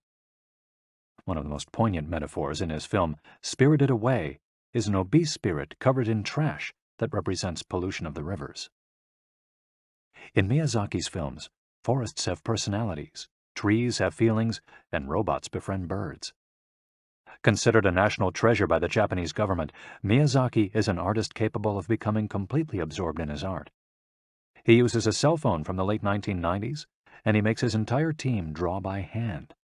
He directs his films by rendering on paper even the tiniest detail, achieving flow by drawing, not by using a computer.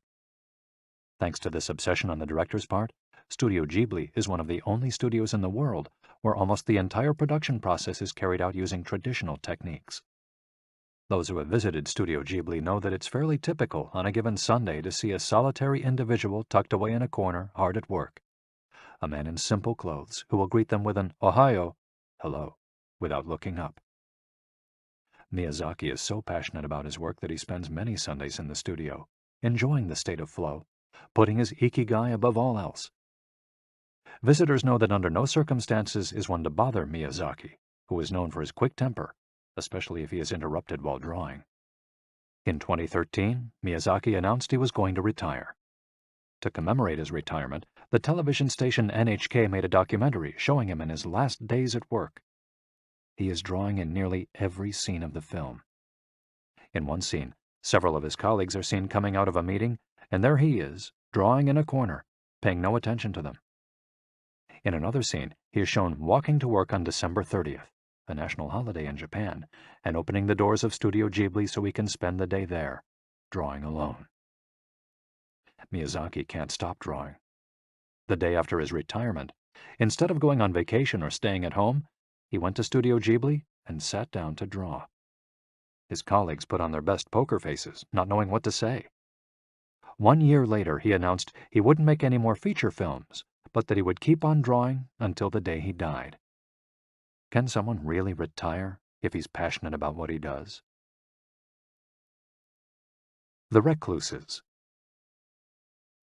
It is not only the Japanese who have this capacity. There are artists and scientists all over the world with strong, clear ikigais. They do what they love until their dying day.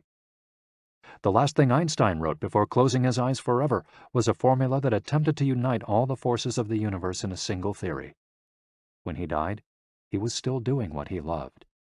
If he hadn't been a physicist, he said, he would have been happy as a musician.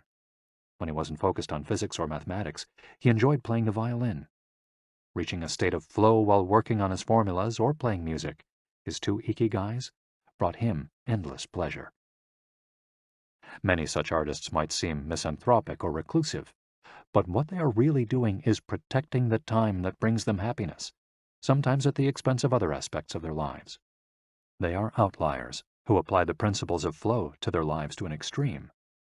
Another example of this kind of artist is the novelist Haruki Murakami. He sees only a close circle of friends and appears in public in Japan only once every few years.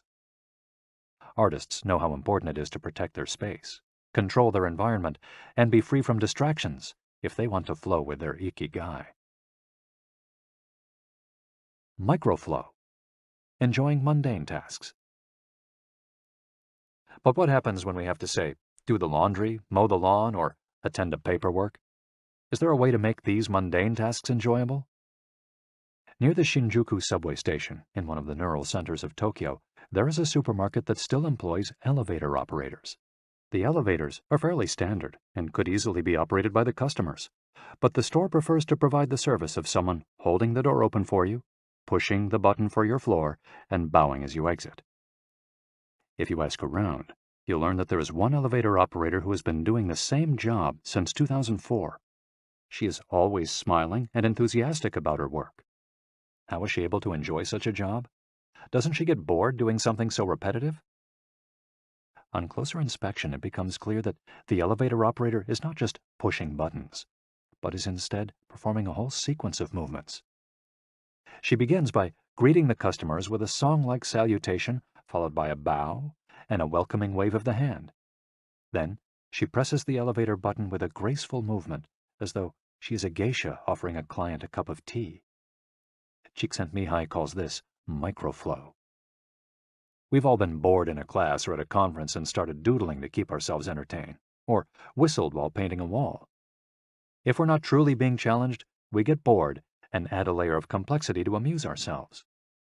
Our ability to turn routine tasks into moments of microflow, into something we enjoy, is key to our being happy, since we all have to do such tasks. Even Bill Gates washes the dishes every night. He says he enjoys it, that it helps him relax and clear his mind, and that he tries to do it a little better each day, following an established order or set of rules he's made for himself. Plates first, forks second, and so on. It's one of his daily moments of microflow.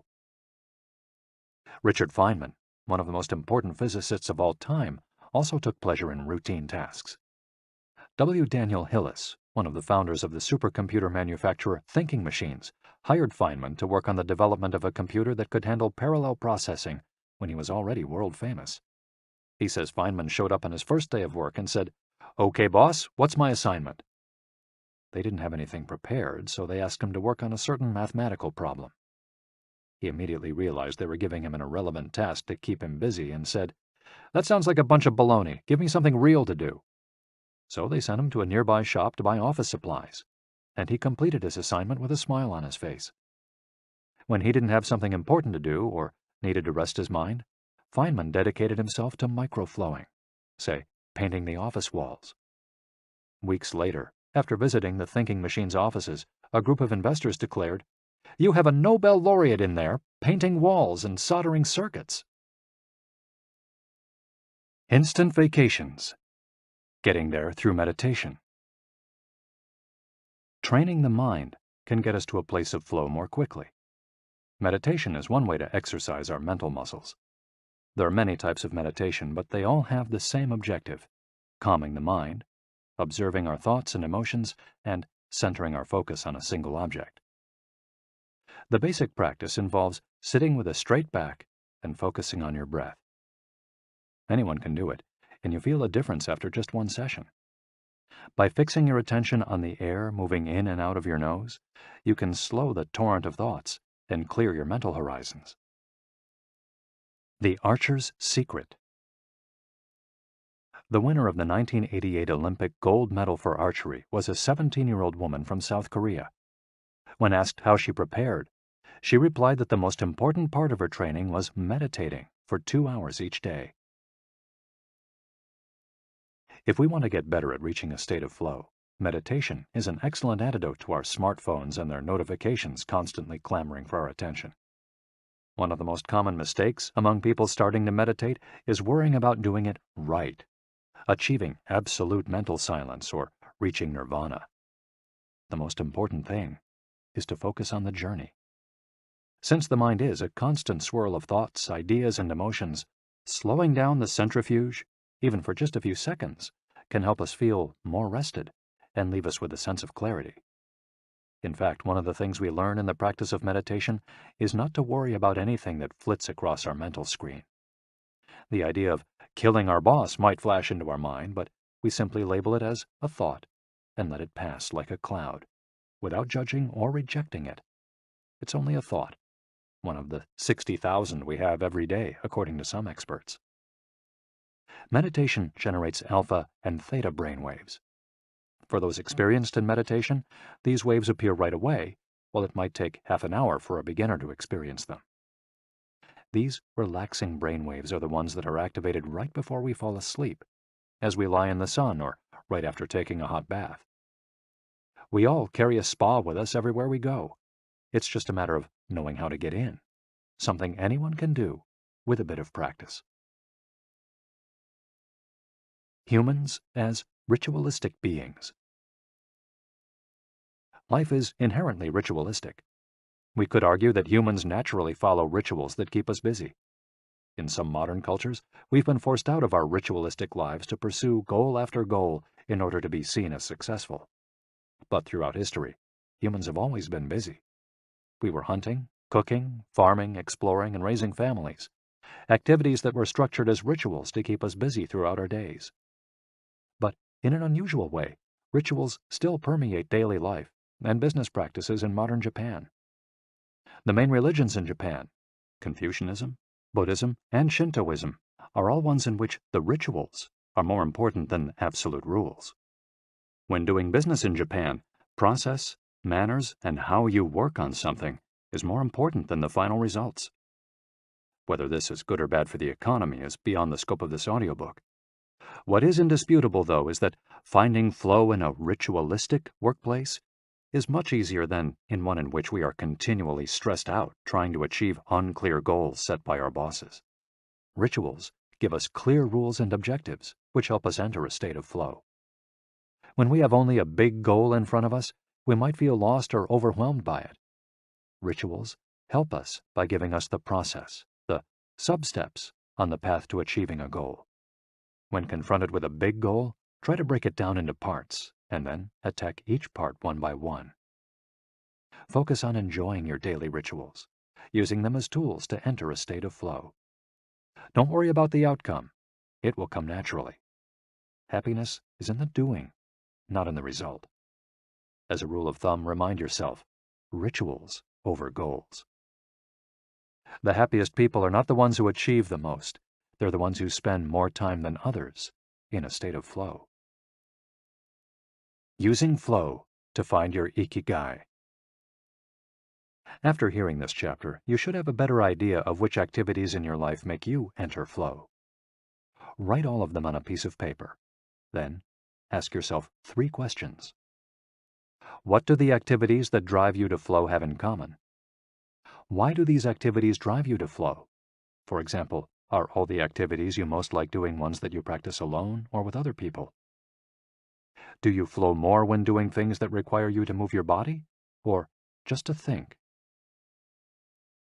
In the answers to these questions, you might find the underlying Ikigai that drives your life. If you don't, then keep searching by going deeper into what you like by spending more of your time in the activities that make you flow.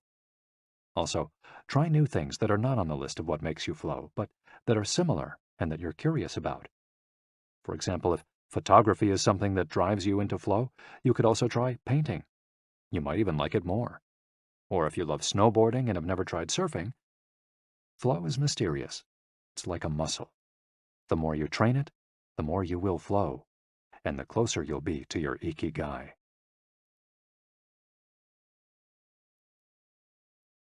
Chapter 5. Masters of Longevity. Words of wisdom from the longest living people in the world. When we started working on this audiobook, we didn't want to just research the factors that contribute to a long and happy life. We wanted to hear from the true masters of this art. The interviews we conducted in Okinawa merit their own chapter, but in the section that precedes it, we've provided an overview of the life philosophies of a few international champions of longevity.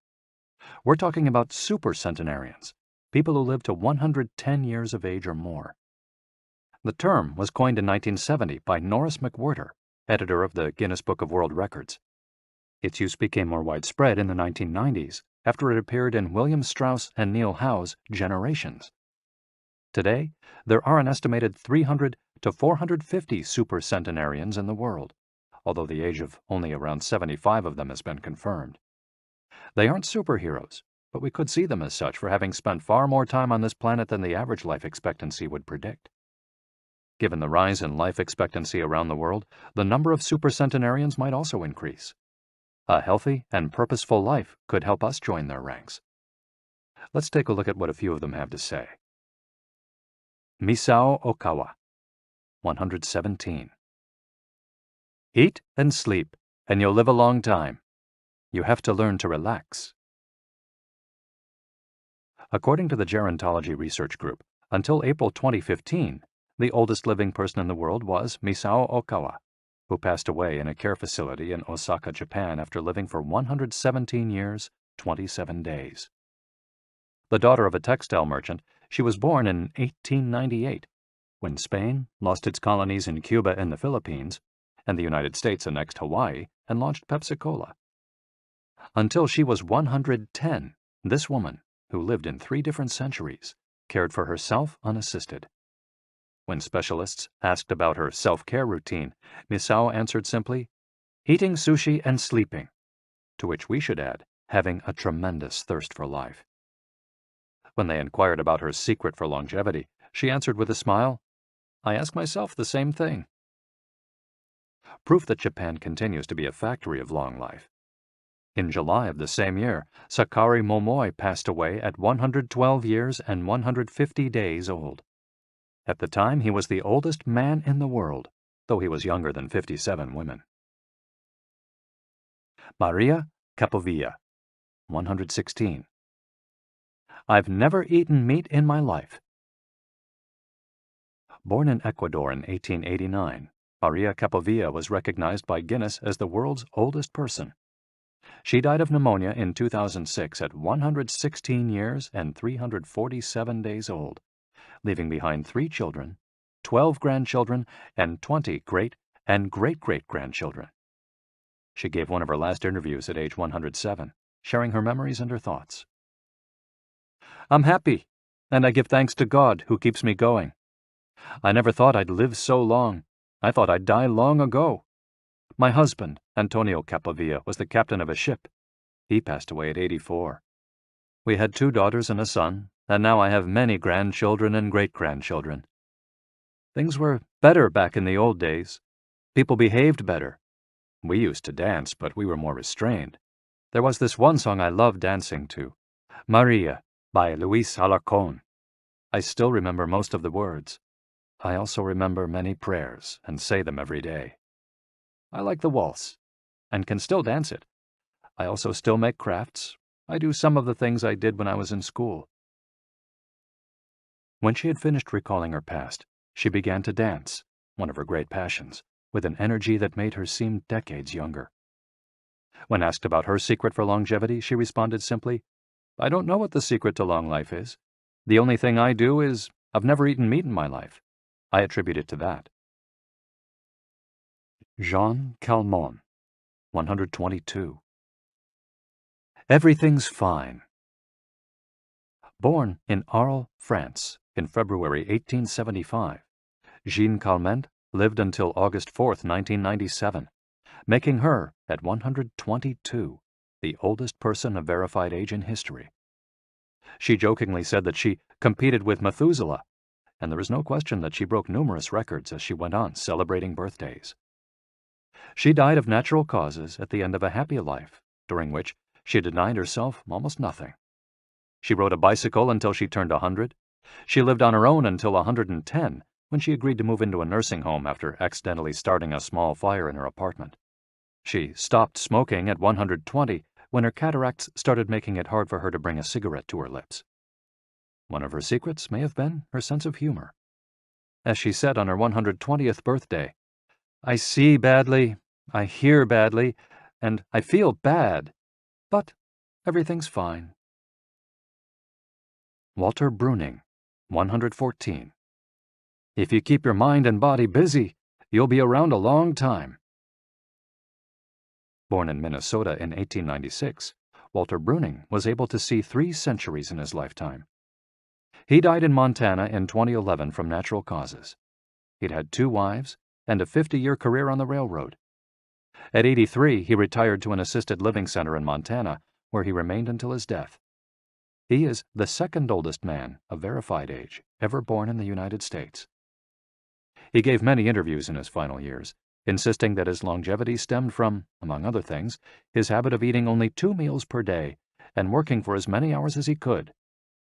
"Your mind and your body, you keep both busy," he said on his 112th birthday. "You'll be here a long time." Back then, he was still exercising every day. Among Bruning's other secrets, he had a habit of helping others, and he wasn't afraid of dying. As he declared in a 2010 interview with the Associated Press, "We're all going to die. Some people are scared of dying.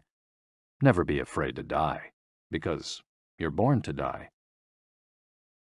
Before passing away in 2011, he is said to have told a pastor that he'd made a deal with God. If he wasn't going to get better, it was time to go. Alexander Emich, 111. "I just haven't died yet."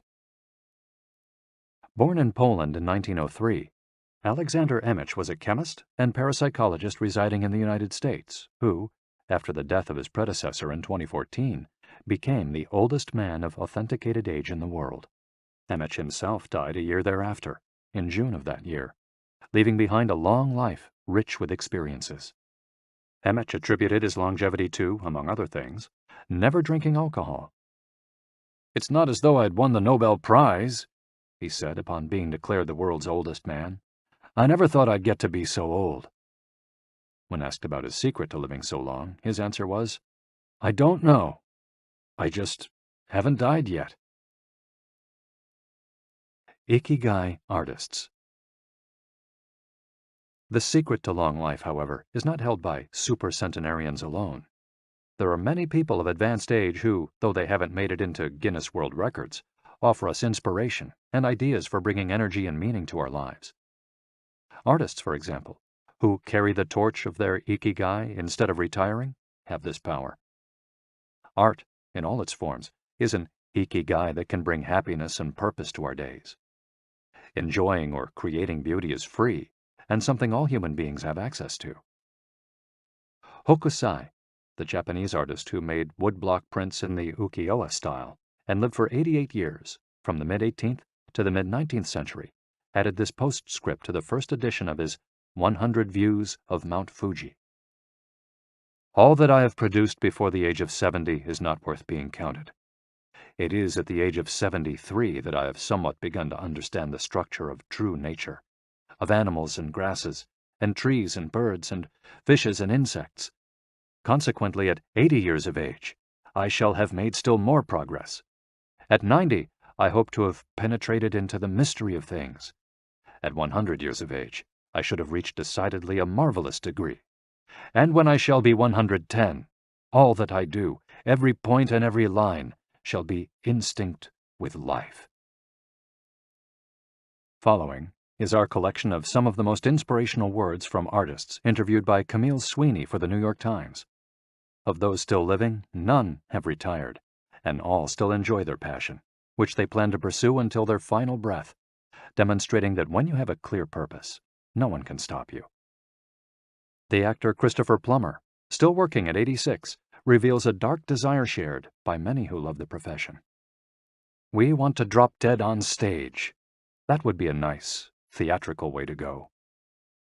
Osamu Tezuka, the father of modern Japanese manga, shared this feeling. Before he died in 1989, his last words as he drew one final cartoon were, "Please, just let me work." The 86-year-old filmmaker Frederick Wiseman declared on a stroll through Paris that he likes to work, which is why he does it with such intensity.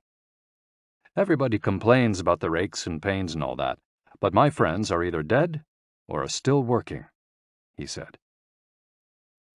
Carmen Herrera, a painter who just entered her 100th year, sold her first canvas at 89. Today, her work is in the permanent collections of the Tate Modern and the Museum of Modern Art. When asked how she viewed her future, she responded, "I am always waiting to finish the next thing. Absurd, I know. I go day by day." Never stop learning. You may grow old and trembling in your anatomies. You may lie awake at night listening to the disorder of your veins. you may miss your only love. You may see the world about you devastated by evil lunatics, or know your honor trampled in the sewers of baser minds. There is only one thing for it, then: to learn. Learn why the world wags, and what wags it. That is the only thing which the mind can never exhaust, never alienate, never be tortured by, never fear or distrust, and never dream of regretting. T.H. White, the once and future king. For his part, naturalist and author Edward O. Wilson asserted, "I feel I have enough experience to join those who are addressing big questions. About 10 years ago, when I began reading and thinking more broadly about the questions of what are we, where did we come from, and where are we going, I was astonished at how little this was being done." Ellsworth Kelly, an artist who passed away in 2015 at the age of 92, assured us that the idea that we lose our faculties with age is, in part, a myth, because instead we develop a greater clarity and capacity for observation. It's one thing about getting older: you see more. Every day, I'm continuing to see new things. That's why there are new paintings. At age 86, the architect Frank Gehry reminds us that some buildings can take 7 years, from the time you're hired until you're finished, a fact that favors a patient attitude with regard to the passage of time. The man responsible for the Guggenheim Museum Bilbao, however, knows how to live in the here and now. You stay in your time. You don't go backward.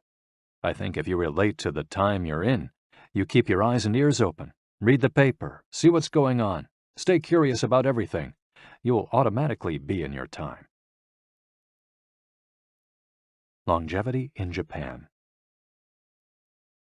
Because of its robust civil registry, many of those verified as having lived the longest are found in the United States. However, there are many centenarians living in remote villages in other countries. A peaceful life in the countryside seems pretty common among people who have watched a century pass. Without question, the international superstar of longevity is Japan, which has the highest life expectancy of any country in the world. In addition to a healthy diet, which we will explore in detail, and an integrated healthcare system in which people go to the doctor for regular checkups to prevent disease, longevity in Japan is closely tied to its culture, as we'll see later on. The sense of community and the fact that Japanese people make an effort to stay active until the very end are key elements of their secret to long life. If you want to stay busy even when there's no need to work, there has to be an Ikigai on your horizon, a purpose that guides you throughout your life and pushes you to make things of beauty and utility for the community and yourself. Chapter 6. Lessons from Japan's Centenarians. Traditions and Proverbs for Happiness and Longevity. To get to Ogimi, we had to fly nearly 3 hours from Tokyo to Naha, the capital of Okinawa. Several months earlier, we'd contacted the town council of a place known as the Village of Longevity to explain the purpose of our trip and our intention to interview the oldest members of the community. After numerous conversations, we finally got the help we were looking for and were able to rent a house just outside the town. 1 year after starting this project, we found ourselves on the doorstep of some of the longest living people in the world. We realized right away that time seems to have stopped there, as though the entire town were living in an endless here and now. Arriving in Ogimi. After 2 hours on the road from Naha, we're finally able to stop worrying about the traffic. To our left are the sea and an empty stretch of beach. To our right, the mountainous jungle of Okinawa's Yanbaru forests. Once Route 58 passes Nago, where Orion beer, the pride of Okinawa, is made, it skirts the coast until it reaches Ogimi. Every now and then a few little houses and stores crop up in the narrow stretch of land between the road and the base of the mountain. We pass small clusters of houses scattered here and there as we enter the municipality of Ogimi, but the town doesn't really seem to have a center. Our GPS finally guides us to our destination, the Center for the Support and Promotion of Well-Being, housed in an unattractive cinder block building right off the highway. We go in through the back door, where a man named Taira is waiting for us. Beside him is a petite, cheerful woman who introduces herself as Yuki. Two other women immediately get up from desks and show us to a conference room. They serve us each a cup of green tea and a few shikuwasa, a small citrus fruit that packs a big nutritional punch, as we'll see later on. Taira sits down across from us in his formal suit and opens up a large planner and a 3-ring binder. Yuki sits next to him. The binder contains a list of all the town's residents, organized by age and club, or moai. Taira points out that these groups of people who help one another are characteristic of Ogimi. The moai are not organized around any concrete objective. They function more like a family. Taira also tells us that volunteer work, rather than money, drives much of what happens in Ogimi. Everyone offers to pitch in, and the local government takes care of assigning tasks. This way, everyone can be useful and feels like part of the community. Ogimi is the penultimate town before Cape Heido, the northernmost point of the largest island in the archipelago. From the top of Ogimi's mountains, we're able to look down over the whole town. Almost everything is the green of the Yanbaru jungle, making us wonder where the nearly 3,200 residents are hiding. We can see a few houses, but they're scattered in little clusters near the sea or in small valleys, accessible by side roads. Communal life. We're invited to eat in one of Ogimi's few restaurants, but when we arrive, the only 3 tables are already reserved. "Don't worry, we'll go to Churaumi instead. It never fills up," says Yuki, walking back to the car. She's still driving at age 88, and takes great pride in that. Her co-pilot is 99, and has also decided to spend the day with us. We have to drive fast to keep up with them on a highway that is sometimes more dirt than asphalt. Finally reaching the other end of the jungle, we can at last sit down to eat. "I don't really go to restaurants," Yuki says as we take our seats. "Almost everything I eat comes from my vegetable garden, and I buy my fish from Tanaka, who's been my friend forever." The restaurant is right by the sea, and seems like something from the planet Tatooine from Star Wars. The menu boasts in large letters that it serves slow food, prepared with organic vegetables grown in the town. "But really," Yuki continues, "food is the least important thing." She is extroverted and rather pretty. She likes to talk about her role as the director of several associations run by the local government. "Food won't help you live longer," she says, bringing to her lips a bite of the diminutive confection that followed our meal. "The secret is smiling and having a good time." There are no bars and only a few restaurants in Ogimi, but those who live there enjoy a rich social life that revolves around community centers. The town is divided into 17 neighborhoods, and each one has a president and several people in charge of things like culture, festivals, social activities, and longevity. Residents pay close attention to this last category. We're invited to the community center of one of the 17 neighborhoods. It's an old building right next to one of the mountains of the Yanbaru jungle, home to Bunagaya, the town's iconic sprites. The Bunagaya spirits of the Yanbaru jungle. Bunagaya are magical creatures that inhabit the Yanbaru jungle near Ogimi and its surrounding towns. They manifest as children with long red hair and like to hide in the jungle's kajumaru, banyan trees, and go fishing on the beach. Many of Okinawa's stories and fables are about Bunagaya sprites. They're mischievous, playful, and unpredictable. Locals say that the Bunagaya love the mountains, rivers, sea, trees, earth, wind, and animals, and that if you want to befriend them, you have to show respect for nature. A birthday party. When we arrive at the neighborhood's community center, we're greeted by a group of about 20 people who proudly proclaim, "The youngest among us is 83. We conduct our interviews at a large table while drinking green tea.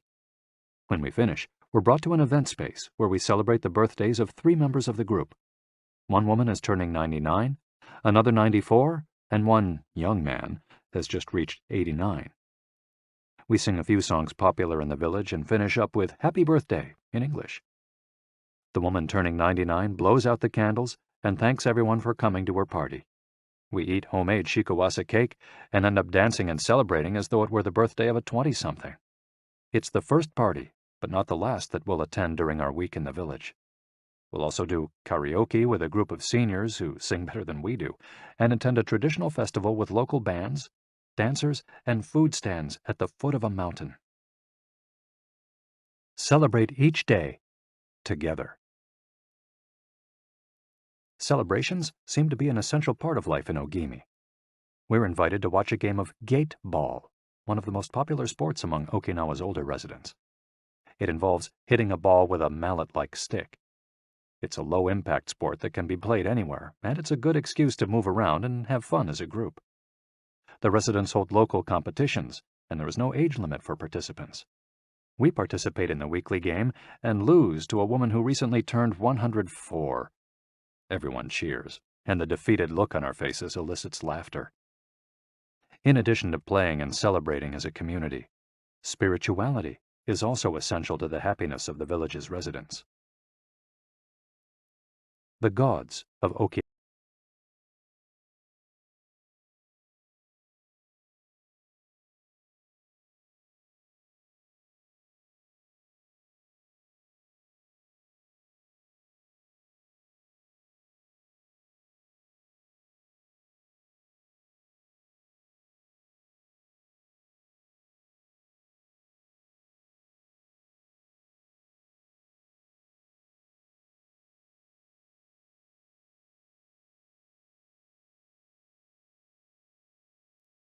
The main religion in Okinawa is known as Ryukyu Shinto. Ryukyu is the original name of the Okinawa archipelago, and Shinto means the path of the gods.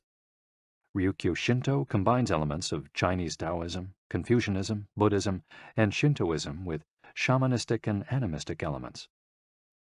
According to this ancient faith, the world is populated by an infinite number of spirits divided into several types: spirits of the home, of the forest, of the trees, and of the mountains. It's important to appease these spirits through rituals and festivals, and by consecrating sacred grounds.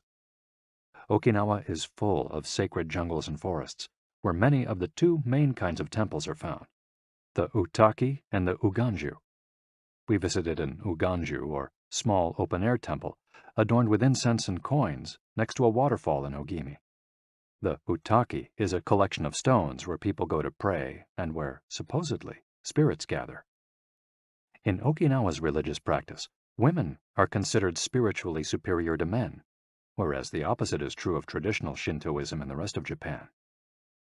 Yuta are women chosen as mediums by their communities to make contact with the spirit realm through traditional rites.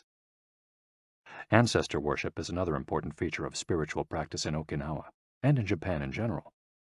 The home of each generation's firstborn usually contains a butsudan, or small altar, used to pray for and make offerings to the family's ancestors. Mabui. Every person has an essence, or mabui. This mabui is our spirit and the source of our life force. It is immortal and makes us who we are. Sometimes the mabui of someone who has died is trapped in the body of a living person. This situation requires a separation ritual to free the mabui of the deceased.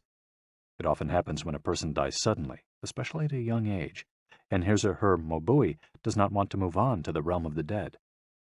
A mabui can also be passed from person to person by physical contact. A grandmother who leaves her granddaughter a ring transfers a part of her mabui to her. Photographs can also be a medium for passing mabui among people. The older, the stronger. Looking back, our days in Ogimi were intense but relaxed, sort of like the lifestyle of the locals, who always seemed to be busy with important tasks, but who, upon closer inspection, did everything with a sense of calm. They were always pursuing their Ikigai, but they were never in a rush. Not only did they seem to be happily busy, but we also noticed that they followed the other principles for happiness that Washington Burnap stated 200 years ago. The grand essentials to happiness in this life are something to do, something to love, and something to hope for. On our last day, we went to buy gifts at a small market at the edge of town. The only things sold there are local vegetables, green tea, and shikawasa juice, along with bottles of water from a spring hidden in the Yanburu forests, bearing labels that read, "Longevity Water." We bought ourselves some of this longevity water and drank it in the parking lot, looking out over the sea and hoping that the little bottles that promised a magic elixir would bring us health and long life, and would help us find our own Ikigai. Then we took a photo with the statue of Abunagaya and walked up to it one last time to read the inscription. A declaration from the town where people live longest. At 80, I am still a child. When I come to see you at 90, send me away to wait until I am 100. The older, the stronger. Let us not depend too much on our children as we age. If you seek long life and health, you are welcome in our village, where you will be blessed by nature, and together we will discover the secret to longevity. April 23, 1993, Ogimi Federation of Senior Citizens Clubs. The interviews. Over the course of a week, we conducted a total of 100 interviews, asking the eldest members of the community about their life philosophy, their Ikigai, and the secrets to longevity. We filmed these conversations with 2 cameras for use in a little documentary, and chose a few especially meaningful and inspiring statements to include in this section of the audiobook. 1. Don't worry. The secret to a long life is not to worry, and to keep your heart young. Don't let it grow old. Open your heart to people with a nice smile on your face. If you smile and open your heart, your grandchildren and everyone else will want to see you. The best way to avoid anxiety is to go out in the street and say hello to people. I do it every day. I go out there and say hello and see you later. Then I go home and care for my vegetable garden. In the afternoon, I spend time with friends. Here, everyone gets along. We try not to cause problems. Spending time together and having fun is the only thing that matters. 2. Cultivate good habits. I feel joy every morning waking up at 6 and opening the curtains to look out at my garden, where I grow my own vegetables. I go right outside to check on my tomatoes, my mandarin oranges. I love the sight of them. It relaxes me. After an hour in the garden, I go back inside and make breakfast.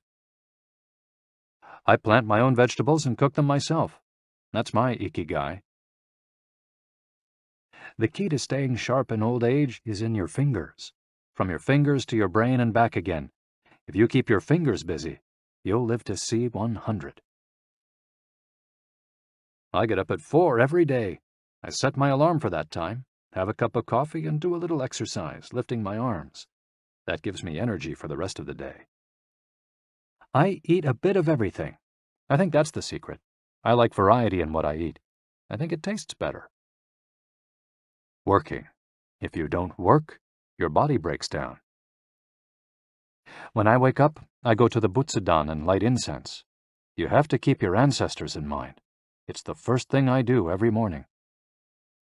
I wake up every day at the same time, early, and spend the morning in my vegetable garden. I go dancing with my friends once a week. I do exercise every day, and every morning I go for a little walk. I never forget to do my Taiso exercises when I get up. Eating vegetables, it helps you live longer. To live a long time, you need to do 3 things. Exercise to stay healthy, eat well, and spend time with people. 3. Nurture your friendships every day. Getting together with my friends is my most important Ikigai. We all get together here and talk. It's very important. I always know I'll see them all here tomorrow, and that's one of my favorite things in life. My main hobby is getting together with friends and neighbors. Talking each day with the people you love, that's the secret to a long life. I say hello and see you later to the children on their way to school and wave at everyone who goes by me in their car. Drive safely, I say. Between 7:20 a.m. and 8:15 a.m., I'm outside on my feet the whole time, saying hello to people. Once everyone's gone, I go back inside. Chatting and drinking tea with my neighbors, that's the best thing in life. And singing together. I wake up at 5 every morning, leave the house, and walk to the sea. Then I go to a friend's house and we have tea together. That's the secret to a long life, getting together with people and going from place to place. 4. Live an unhurried life. My secret to a long life is always saying to myself, slow down and relax. You live much longer if you're not in a hurry. I make things with wicker. That's my Ikigai. The first thing I do when I wake up is pray. Then I do my exercises and eat breakfast. At 7, I calmly start working on my wicker. When I get tired at 5, I go visit my friends. Doing many different things every day. Always staying busy but doing one thing at a time without getting overwhelmed. The secret to long life is going to bed early, waking up early, and going for a walk. Living peacefully and enjoying the little things. Getting along with your friends. Spring, summer, fall, winter. Enjoying each season happily. 5. Be optimistic. Every day I say to myself, today will be full of health and energy. Live it to the fullest. I'm 98, but consider myself young. I still have so much to do. Laugh. Laughter is the most important thing. I laugh wherever I go. I'm going to live to be 100. Of course I am. It's a huge motivation for me. Dancing and singing with your grandchildren is the best thing in life. I feel very fortunate to have been born here. I give thanks for it every day. The most important thing in Ogimi, in life, is to keep smiling. I do volunteer work to give back to the village a bit of what it has given to me. For example, I use my car to help friends get to the hospital. There's no secret to it. The trick is just to live.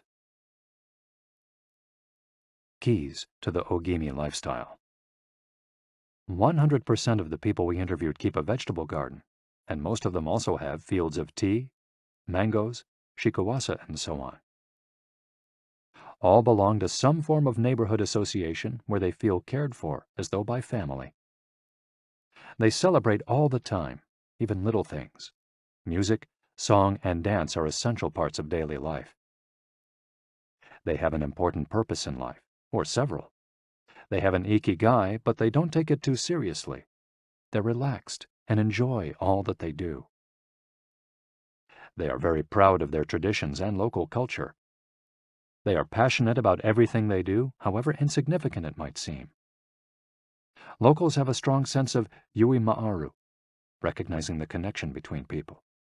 They help each other with everything from work in the fields, harvesting sugarcane or planting rice, to building houses and municipal projects. Our friend Miyagi, who ate dinner with us on our last night in town, told us that he was building a new home with the help of all his friends, and that we could stay there the next time we were in Ogimi. They are always busy, but they occupy themselves with tasks that allow them to relax. We didn't see a single old grandpa sitting on a bench doing nothing. They're always coming and going, to sing karaoke, visit with neighbors, or play a game of gateball. Chapter 7. The Ikigai Diet. What the world's longest living people eat and drink. According to the World Health Organization, Japan has the highest life expectancy in the world, 85 years for men and 87.3 years for women. Moreover, it has the highest ratio of centenarians in the world, more than 520 for every million people, as of September 2016. While life expectancy in Japan is high overall, Okinawa exceeds the national average. Okinawa is one of the areas in Japan that were most affected by World War II. As a result not only of conflicts on the battlefield, but also of hunger and a lack of resources once the war ended, the average life expectancy was not very high during the 1940s and 1950s. As Okinawans recovered from the destruction, however, they came to be some of the country's longest living citizens. What secrets to long life do the Japanese hold? What is it about Okinawa that makes it the best of the best in terms of life expectancy? Experts point out that, for one thing, Okinawa is the only province in Japan without trains. Its residents have to walk or cycle when not driving. It's also the only province that has managed to follow the Japanese government's recommendation of eating less than 10 grams of salt per day. Okinawa's Miracle Diet. The mortality rate from cardiovascular disease in Okinawa is the lowest in Japan, and diet almost certainly has a lot to do with this. It's no coincidence that the Okinawa diet is so often discussed around the world at panels on nutrition. The most concrete and widely cited data on diet in Okinawa came from studies by Makoto Suzuki, a cardiologist at the University of Ryukyus, who has published more than 700 scientific articles on nutrition and aging in Okinawa since 1970. Bradley J. Wilcox and D. Craig Wilcox joined Makoto Suzuki's research team and published a book considered the Bible on the subject, The Okinawa Program. They reached the following conclusions. Locals eat a wide variety of foods, especially vegetables. Variety seems to be key.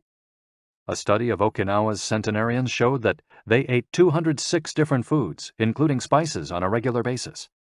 They ate an average of 18 different foods each day, a striking contrast to the nutritional poverty of our fast food culture. They eat at least 5 servings of fruits and vegetables every day. At least 7 types of fruits and vegetables are consumed by Okinawans on a daily basis. The easiest way to check if there's enough variety on your table is to make sure you're eating the rainbow. A table featuring red peppers, carrots, spinach, cauliflower, and eggplant, for example, offers great color and variety. Vegetables, potatoes, legumes, and soy products, such as tofu, are the staples of an Okinawan's diet. More than 30% of their daily calories come from vegetables. Grains are the foundation of their diet. Japanese people eat white rice every day, sometimes adding noodles. Rice is the primary food in Okinawa as well. They rarely eat sugar. And if they do, it's cane sugar. We drove through several sugarcane fields every morning on our way to Ogimi, and even drank a glass of cane juice at Nakijin Castle. Beside the stall selling the juice was a sign describing the anti-carcinogenic benefits of sugarcane. In addition to these basic dietary principles, Okinawans eat fish an average of 3 times per week. Unlike in other parts of Japan, the most frequently consumed meat is pork, though locals eat it only once or twice per week. Along these lines, Makoto Suzuki's studies indicate the following. Okinawans consume, in general, 1/3 as much sugar as the rest of Japan's population, which means that sweets and chocolate are much less a part of their diet. They also eat practically half as much salt as the rest of Japan, 7 grams per day compared to an average of 12.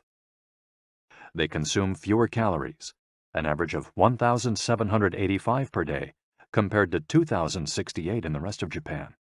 In fact, low caloric intake is common among the 5 blue zones. Hara-Hachi-Bu.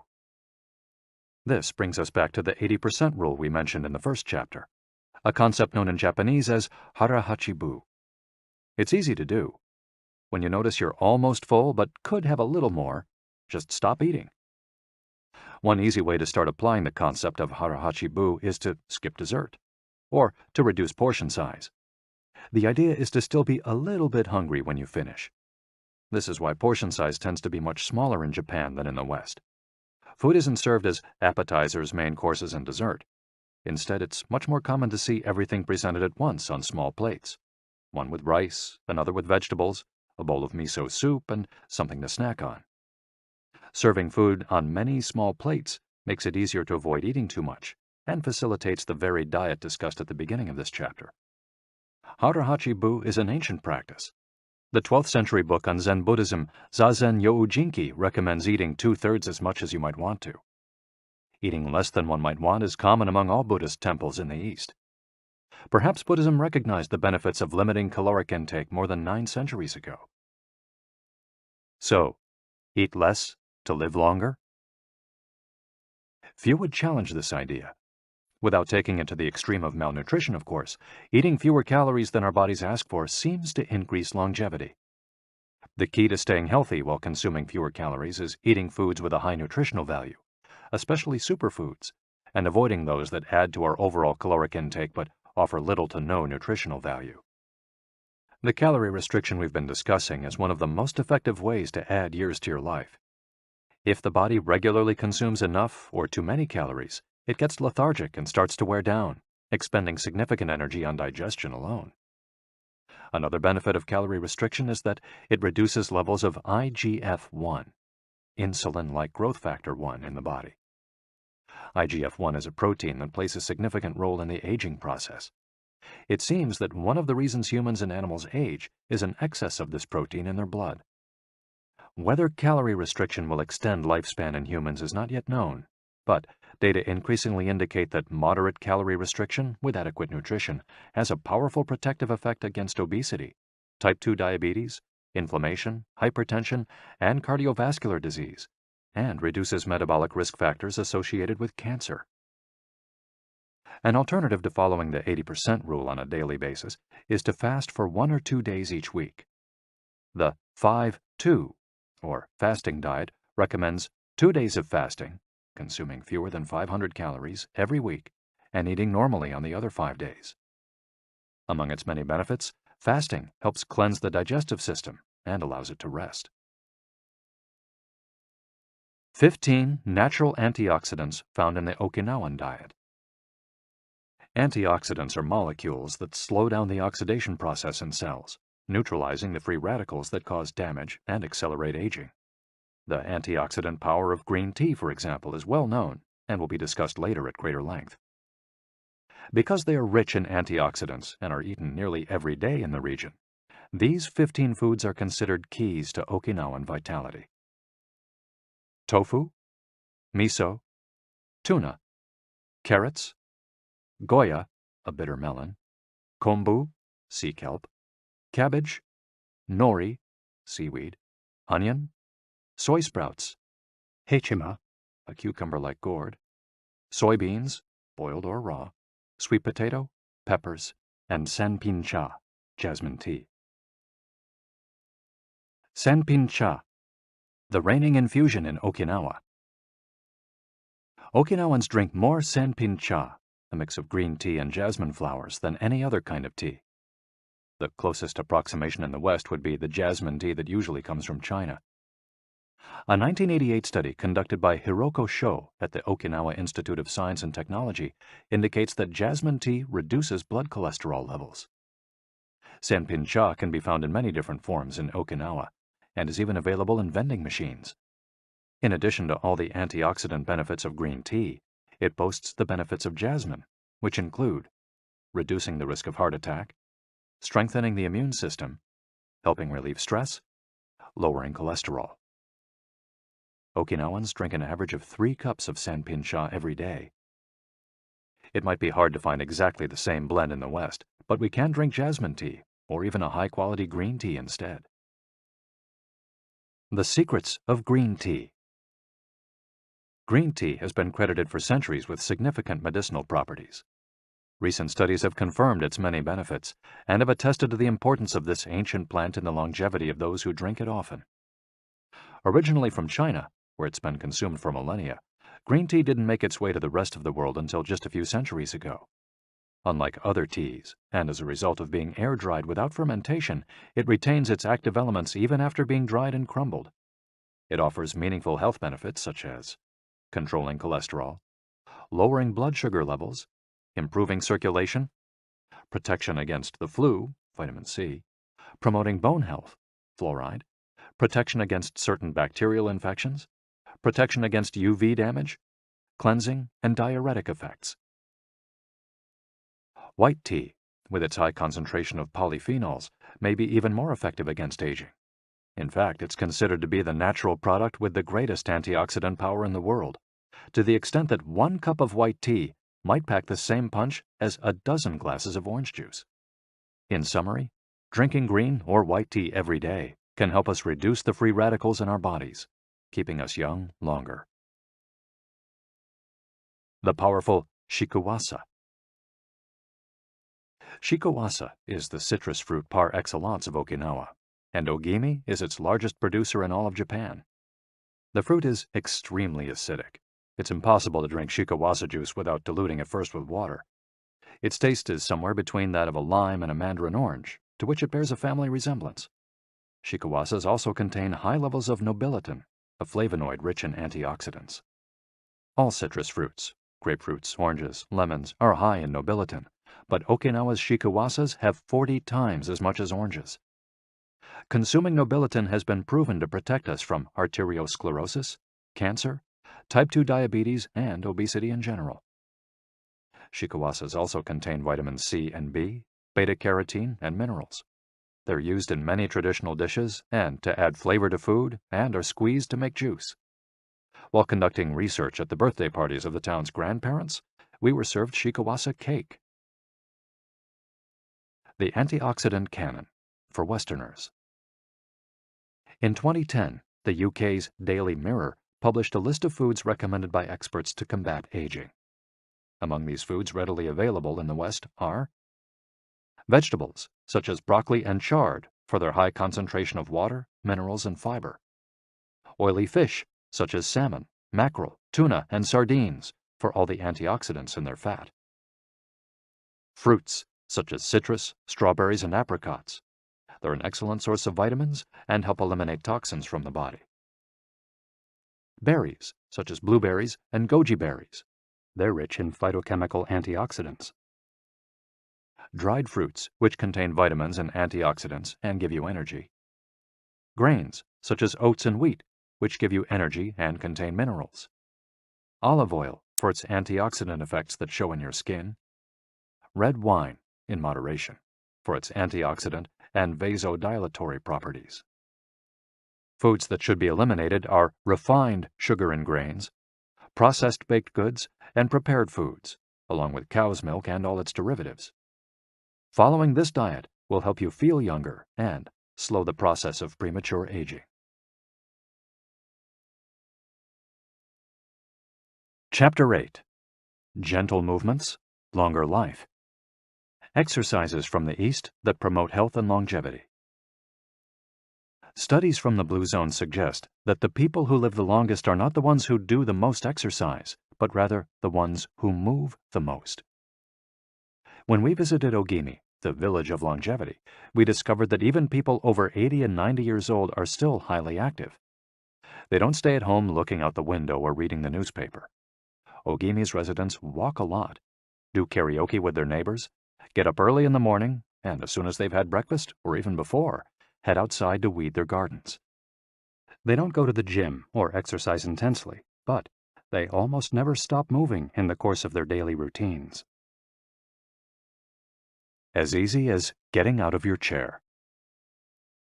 Metabolism slows down 90% after 30 minutes of sitting. The enzymes that move the bad fat from your arteries to your muscles, where it can get burned off, slow down. And after 2 hours, good cholesterol drops 20%. Just getting up for 5 minutes is going to get things going again. These things are so simple they're almost stupid, says Gavin Bradley in a 2015 interview with Bridget Schulte for The Washington Post. Bradley is one of the preeminent experts on the subject, and the director of an international organization dedicated to building awareness of how detrimental sitting all the time can be to our health. If we live in a city, we might find it hard to move in natural and healthy ways every day, but we can turn to exercises that have proven for centuries to be good for the body. The Eastern disciplines for bringing body, mind, and soul into balance have become quite popular in the West, but in their countries of origin, they've been used for ages to promote health. Yoga, originally from India, though very popular in Japan, and China's Qigong and Tai Chi, among other disciplines, seek to create harmony between a person's body and mind so they can face the world with strength, joy, and serenity. They're touted as elixirs of youth, and science has endorsed the claim. These gentle exercises offer extraordinary health benefits and are particularly appropriate for older individuals who have a harder time staying fit. Tai Chi has been shown, among other things, to slow the development of osteoporosis and Parkinson's disease, to increase circulation, and to improve muscle tone and flexibility. Its emotional benefits are just as important. It's a great shield against stress and depression. You don't need to go to the gym for an hour every day or run marathons. As Japanese centenarians show us, all you need is to add movement to your day. Practicing any of these Eastern disciplines on a regular basis is a great way to do so. An added benefit is that they all have well-defined steps, and as we heard in Chapter 4, disciplines with clear rules are good for flow.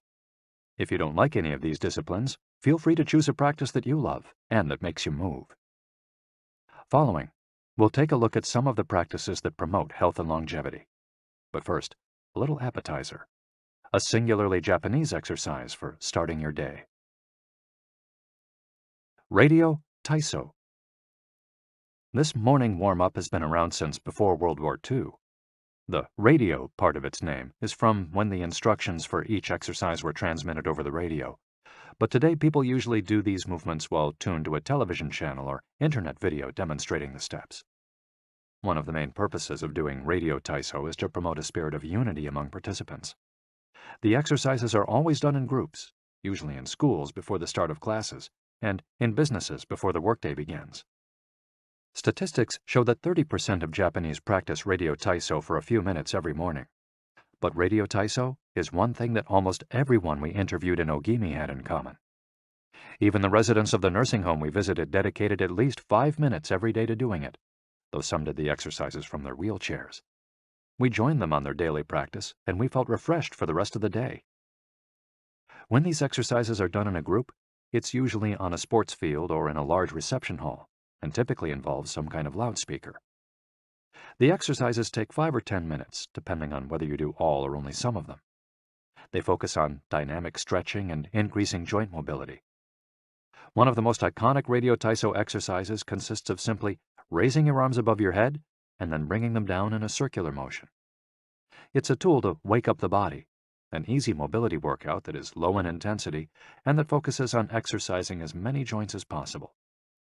It might seem basic, but in our modern lives, we can spend days without raising our arms above our ears. Think about it. Our arms are down when using computers, when using smartphones, when reading books. One of the few times we raise our hands over our heads is when reaching for something in a cupboard or closet, while our ancestors were raising their hands over their heads all the time when gathering things from trees. Radio Taiso helps us to practice all the basic movements of the body.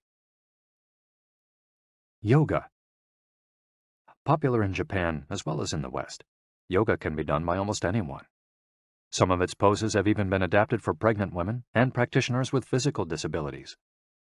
Yoga comes from India, where it was developed millennia ago to unite our mental and physical elements. The word yoga itself comes from the Sanskrit term for yoke, which refers to the crosspiece that binds draft animals to one another and to the cart they're pulling. Yoga strives to unite body and mind in the same way, guiding us toward a healthy lifestyle in harmony with the world around us. The main objectives of yoga are to bring us closer to our human nature, mental and physical purification, to bring us closer to the divine. Styles of yoga. Though all are oriented towards similar goals, there are many different types of yoga that vary according to the traditions and texts from which they were developed. The differences among them lie, as the masters say, in the path taken to the summit of our best self. Jnana Yoga. The yoga of wisdom, the search for discipline and mental growth.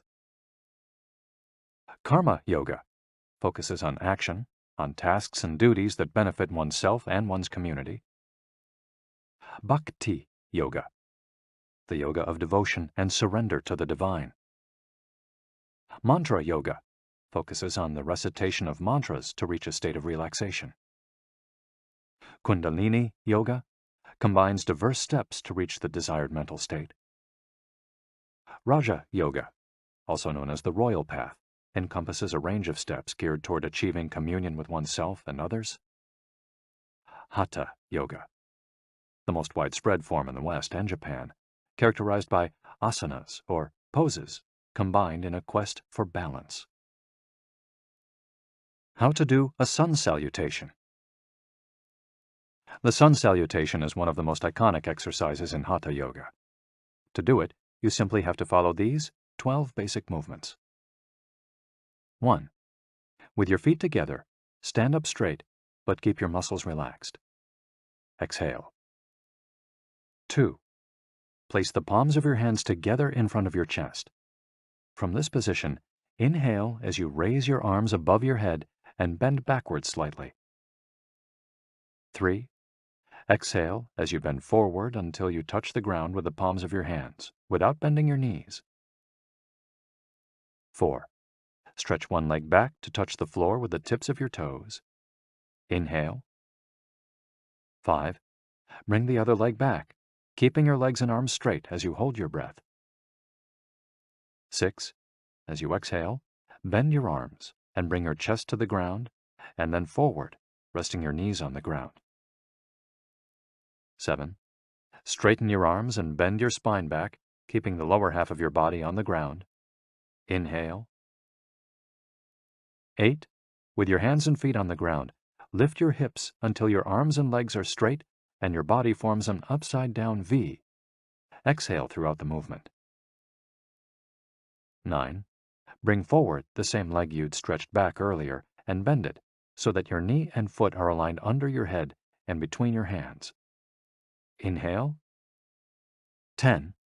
Exhale as you bring your back foot forward and straighten your legs, keeping your hands on the ground as in posture 3. 11. Bring your arms above your head with your palms together and bend backwards slightly as you did in posture 2 while you inhale. 12.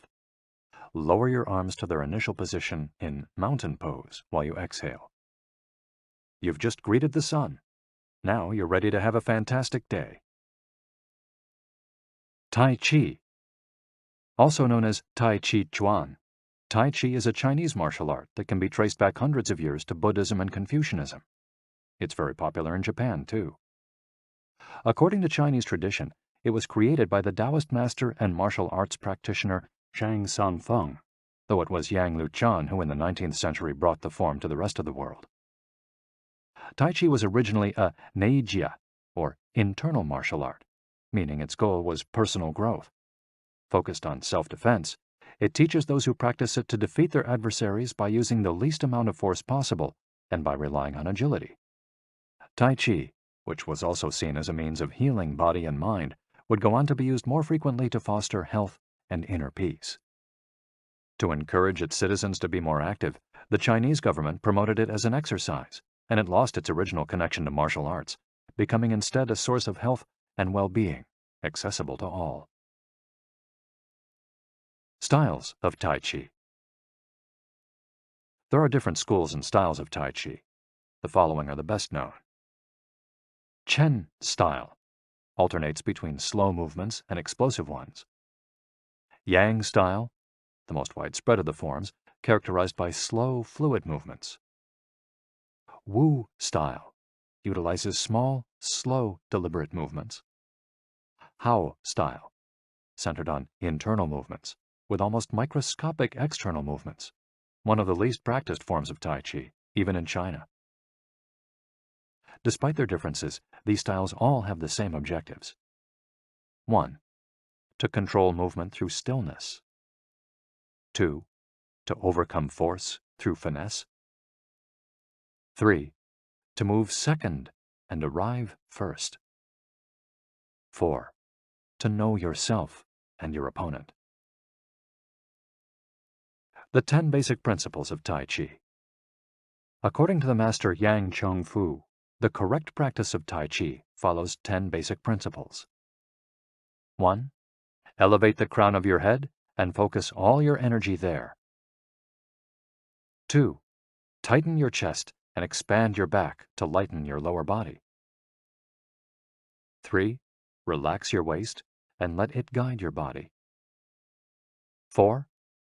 Learn to differentiate between heaviness and lightness, knowing how your weight is distributed. 5. Relax the shoulders to allow free movement of the arms and promote the flow of energy. 6. Value the agility of the mind over the strength of the body. 7. Unify the upper and lower body so they act in concert. 8.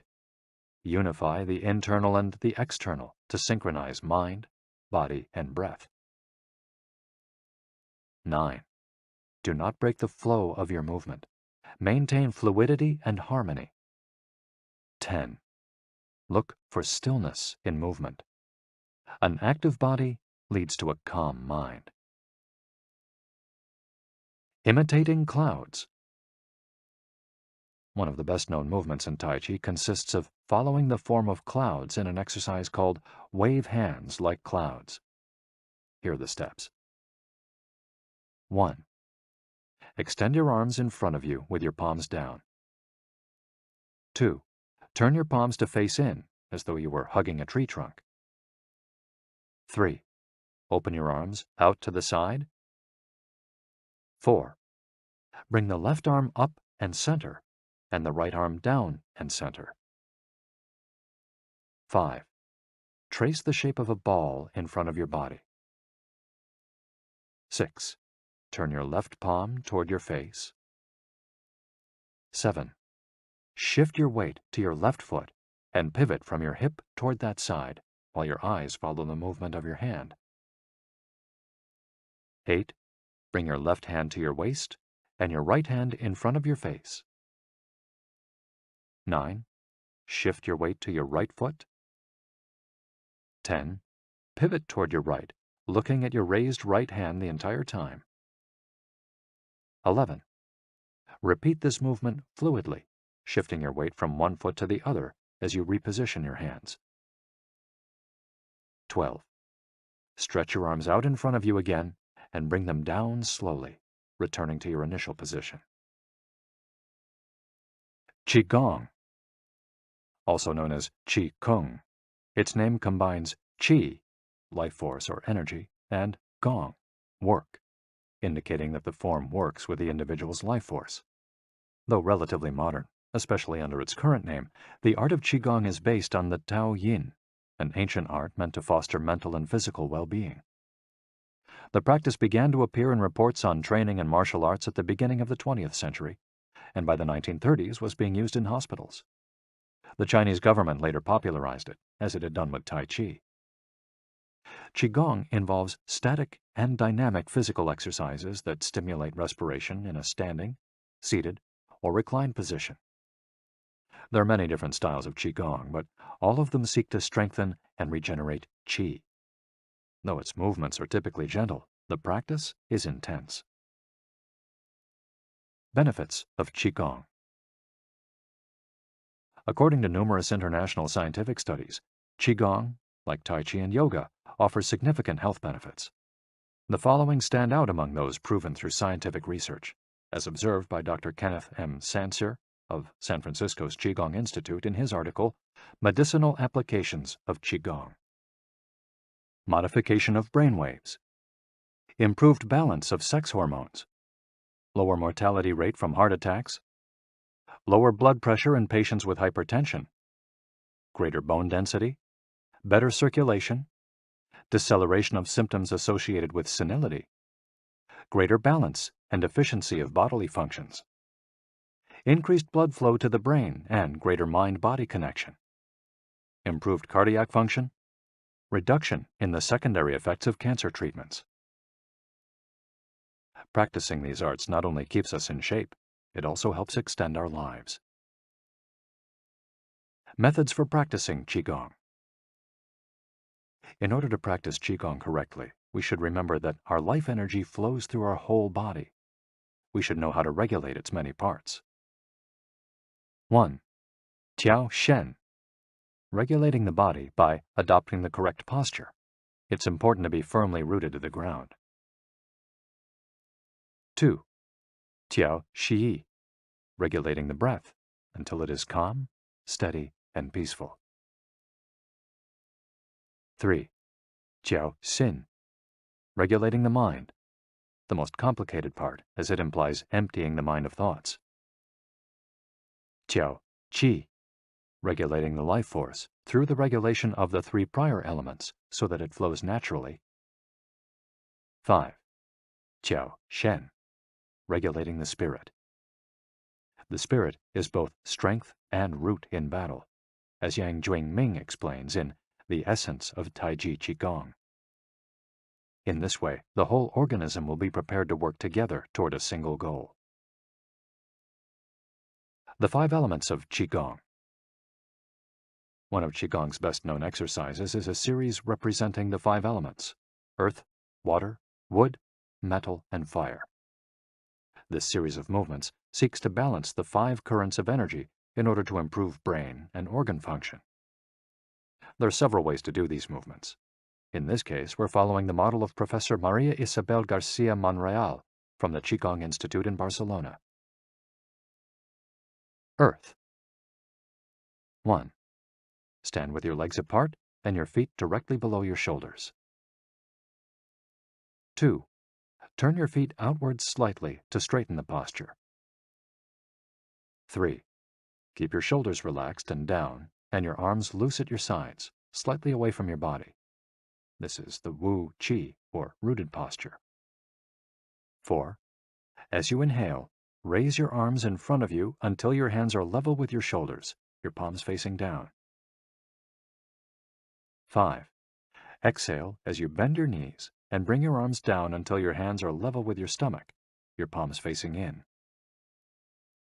6. Hold this position for a few seconds, focusing on your breath. Water.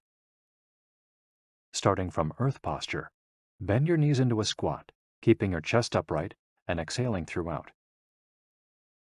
2. Press your coccyx downward to stretch your lumbar spine. 3. As you inhale, stand to return to earth posture. 4. Repeat twice for a total of 3. Wood. 1. Starting from earth posture, turn your palms upward and open your arms to the side, forming a circle as you inhale until your hands are level with your clavicle. Turn your hands so that your palms and elbows point downward while keeping your shoulders relaxed. 2. Reverse the movement as you exhale, making a downward circle with your arms until you reach your initial position. 3. Repeat twice for a total of 3. Metal. 1. Starting from earth posture, raise your arms until your hands are level with your sternum. 2. Turn your palms toward each other, about 4 inches apart, with your fingers relaxed and slightly separated, pointing upward. 3. As you inhale, move your hands away from each other until they are shoulder width apart. 4. As you exhale, bring your hands toward each other until they are back in position 2. 5. Repeat twice for a total of 3, observing the concentration of energy as you bring your hands together in front of your lungs. Fire. 1. Starting from earth posture, bring your hands level with your heart as you inhale, with one hand slightly above the other and your palms facing each other. 2. Rotate your hands to feel the energy of your heart. 3. Turn from your waist gently to the left, keeping your torso relaxed and your forearms parallel to the ground. 4. With your palms still facing each other, separate your hands, bringing one up until it is level with your shoulder and the other down in front of your abdomen. 5. Turn from your waist gently to the right, keeping your torso relaxed and your forearms parallel to the ground. 6. As you exhale, let your hands come back together in front of your heart. 7. With your palms still facing each other, separate your hands, bringing one up until it is level with your shoulder and the other down in front of your abdomen.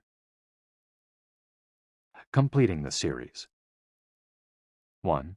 Starting from earth posture, inhale as you bring your hands level with your shoulders, palms facing down.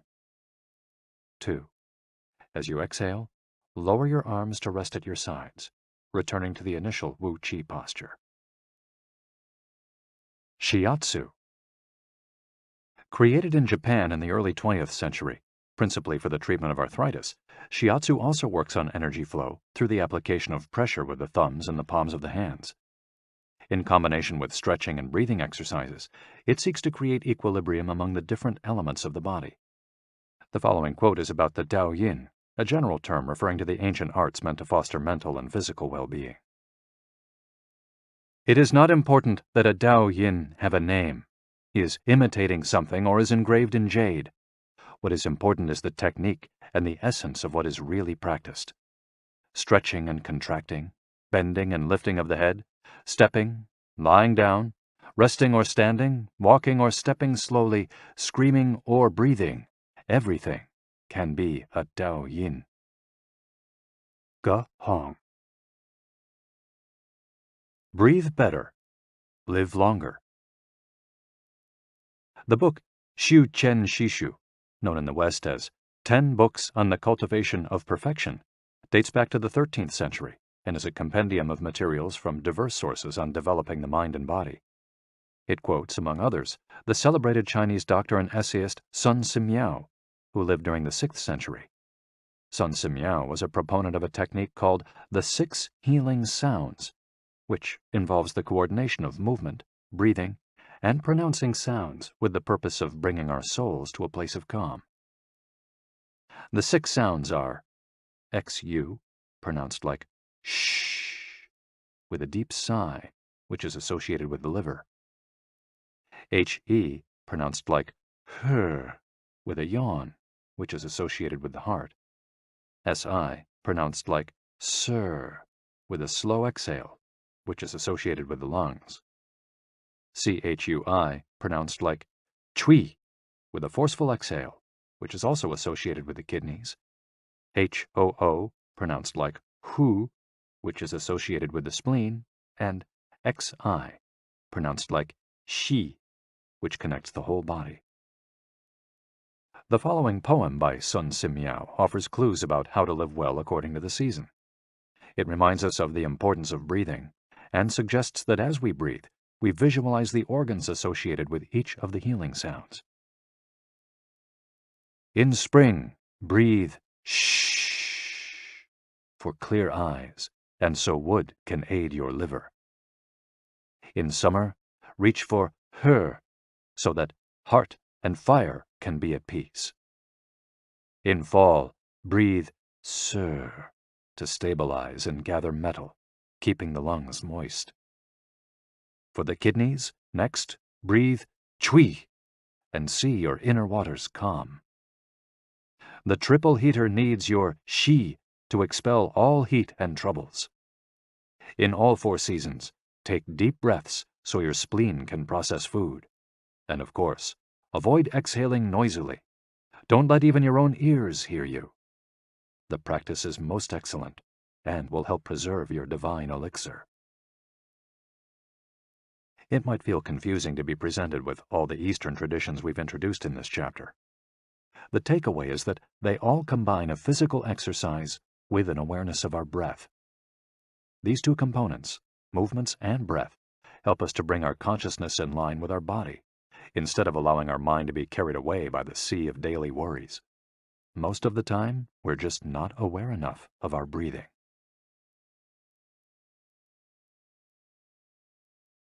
Chapter 9. Resilience and Wabi-sabi. How to face life's challenges without letting stress and worry age you. What is resilience? One thing that everyone with a clearly defined Ikigai has in common is that they pursue their passion no matter what. They never give up, even when the cards seem stacked against them or they face one hurdle after another. We're talking about resilience, a concept that's become influential among psychologists. But resilience isn't just the ability to persevere. As we'll hear in this chapter, it's also an outlook we can cultivate to stay focused on the important things in life, rather than what is most urgent, and keep ourselves from being carried away by negative emotions. In the final section of the chapter, we'll explore techniques that go beyond resilience to cultivate anti-fragility. Sooner or later, we all have to face difficult moments, and the way we do this can make a huge difference to our quality of life. Proper training for our mind, body, and emotional resilience is essential for confronting life's ups and downs. Nana Korobiaoki. Fall 7 times, rise 8. Japanese proverb. Resilience is our ability to deal with setbacks. The more resilient we are, the easier it will be to pick ourselves up and get back to what gives meaning to our lives. Resilient people know how to stay focused on their objectives, on what matters, without giving in to discouragement. Their flexibility is the source of their strength. They know how to adapt to change and to reversals of fortune. They concentrate on the things they can control and don't worry about those they can't. In the words of the famous Serenity Prayer by Reinhold Niebuhr, God, give us grace to accept with serenity the things that cannot be changed. Courage to change the things which should be changed, and the wisdom to distinguish the one from the other. Emotional resilience through Buddhism and Stoicism. Siddhartha Gautama, Buddha, was born a prince of Kapilavastu, Nepal, and grew up in a palace, surrounded by riches. At 16, he married and had a child. Not satisfied by his family's wealth,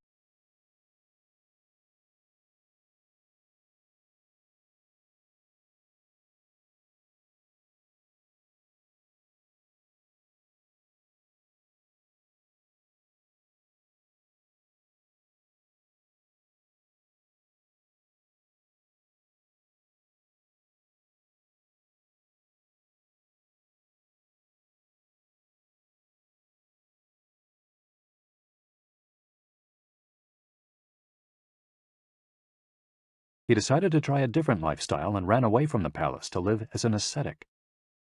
But it wasn't asceticism that he was looking for.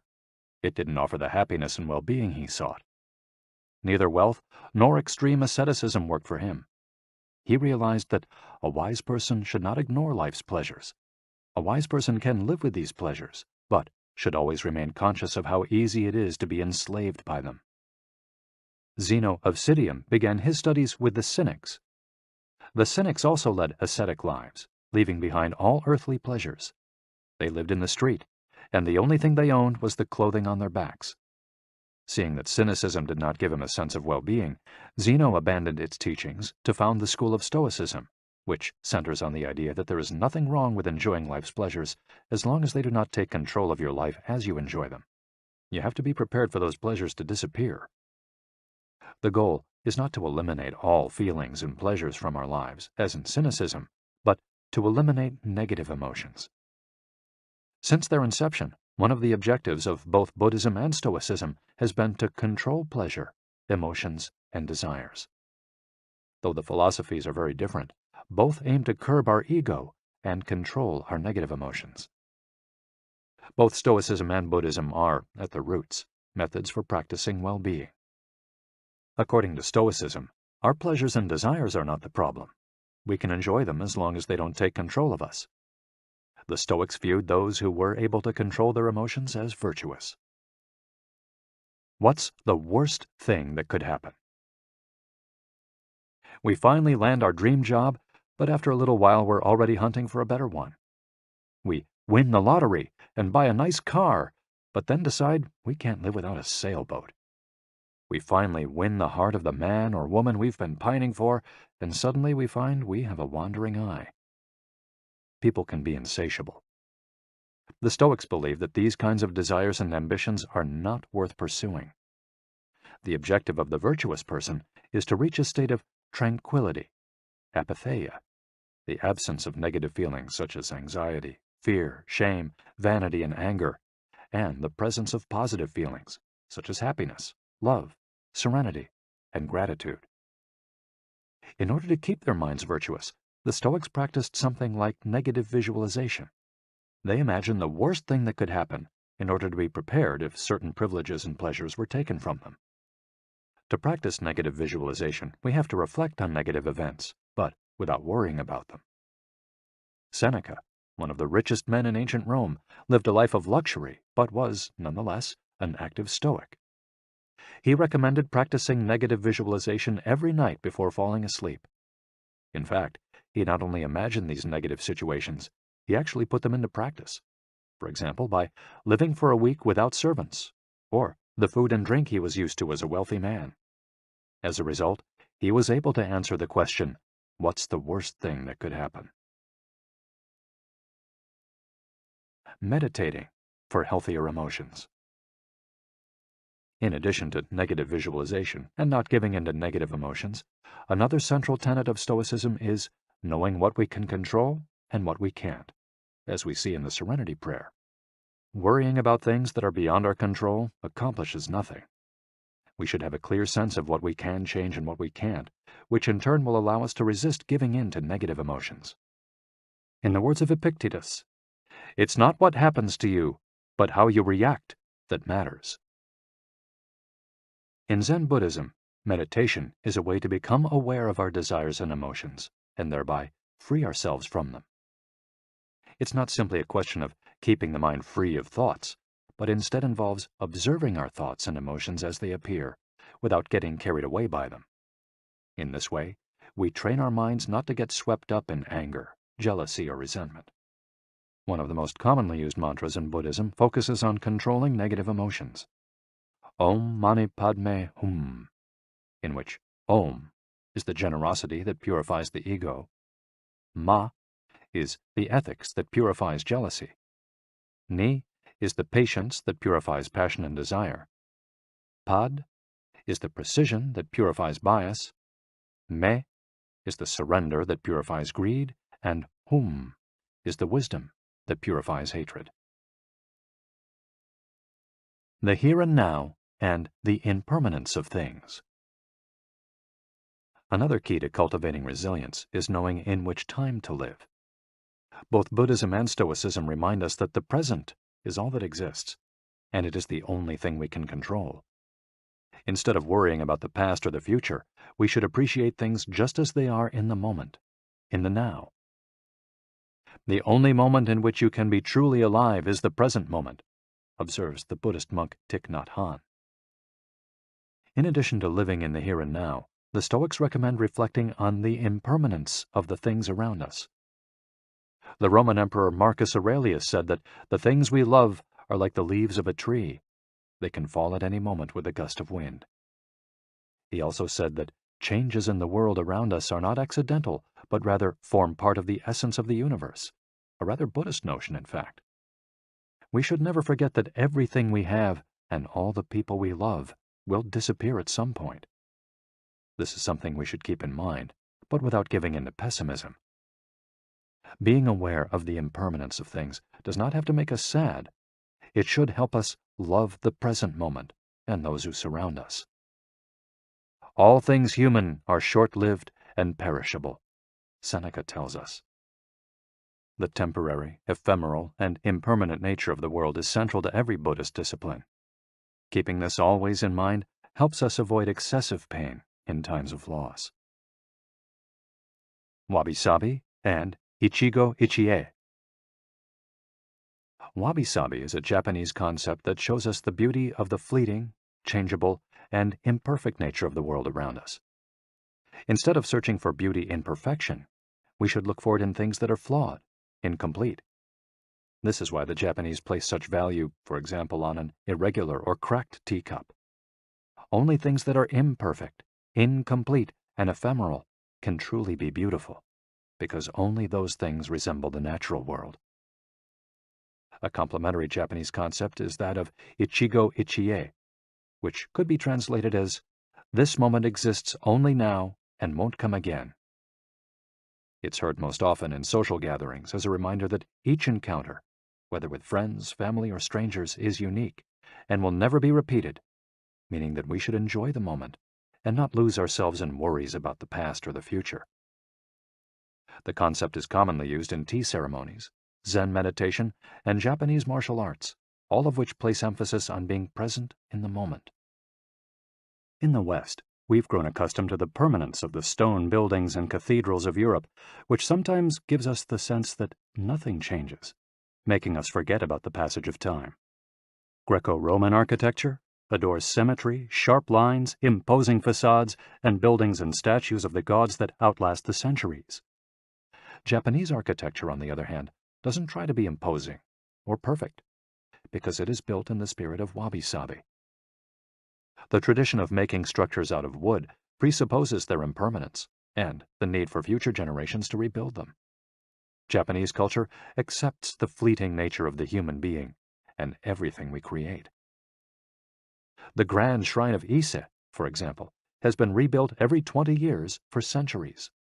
The most important thing is not to keep the building standing for generations, but to preserve customs and traditions, things that can withstand the passage of time better than structures made by human hands. The key is to accept that there are certain things over which we have no control, like the passage of time and the ephemeral nature of the world around us. Ichigo Ichie teaches us to focus on the present and enjoy each moment that life brings us. This is why it's so important to find and pursue our Ikigai. Wabi-sabi teaches us to appreciate the beauty of imperfection as an opportunity for growth. Beyond resilience, anti-fragility. As the legend goes, the first time Hercules faced the Hydra, he despaired when he discovered that cutting off one of its heads meant that two would grow back in its place. He would never be able to kill the beast if it got stronger with every wound. As Nassim Nicholas Taleb explains in Anti-Fragile, Things That Gain from Disorder, we use the word fragile to describe people, things, and organizations that are weakened when harmed, and the words robust and resilient for things that are able to withstand harm without weakening. But we don't have a word for things that get stronger when harmed, up to a point. To refer to the kind of power possessed by the Hydra of Lerna, to talk about things that get stronger when they are harmed, Taleb proposed the term anti-fragile. Anti-fragility is beyond resilience or robustness. The resilient resists shocks and stays the same. The anti-fragile gets better. Catastrophes and exceptional circumstances offer good models for explaining anti-fragility. In 2011, a tsunami hit the Tohoku region of Japan, doing tremendous damage to dozens of cities and towns along the coast, most famously Fukushima. When we visited the affected coast 2 years after the catastrophe, having driven for hours along cracked highways and past one empty gas station after another, we passed through several ghost towns whose streets had been taken over by the remnants of houses, piles of cars, and empty train stations. These towns were fragile spaces that had been forgotten by the government and could not recover on their own. Other places, such as Ishinomaki and Kisenuma, suffered extensive damage but were rebuilt within a few years, thanks to the efforts of many. Ishinomaki and Kisenuma showed how resilient they were in their ability to return to normal after the catastrophe. The earthquake that caused the tsunami also affected the Fukushima nuclear power plant. The Tokyo Electric Power Company engineers working at the plant were not prepared to recover from that kind of damage. The Fukushima nuclear facility is still in a state of emergency and will be for decades to come. It demonstrated its fragility in the face of an unprecedented catastrophe. The Japanese financial markets closed minutes after the earthquake. Which businesses did the best in the aftermath? Stock in big construction companies has been steadily on the rise since 2011. The need to rebuild the entire coast of Tohoku is a boon for construction. In this case, Japanese construction companies are anti-fragile, since they benefited enormously from the catastrophe. Now let's take a look at how we can apply this concept to our daily lives. How can we be more anti-fragile? Step 1. Create redundancies. Instead of having a single salary, try to find a way to make money from your hobbies, at other jobs, or by starting your own business. If you have only one salary, you might be left with nothing should your employer run into trouble, leaving you in a position of fragility. On the other hand, if you have several options and you lose your primary job, it might just happen that you end up dedicating more time to your secondary job, and maybe even make more money at it. You would have beaten that stroke of bad luck, and would be, in that case, anti-fragile. 100% of the seniors we interviewed in Ogimi had a primary and secondary occupation. Most of them kept a vegetable garden as a secondary job and sold their produce at the local market. The same idea goes for friendships and personal interests. It's just a matter, as the saying goes, of not putting all your eggs in one basket. In the sphere of romantic relationships, there are those who focus all their energy on their partner and make him or her their whole world.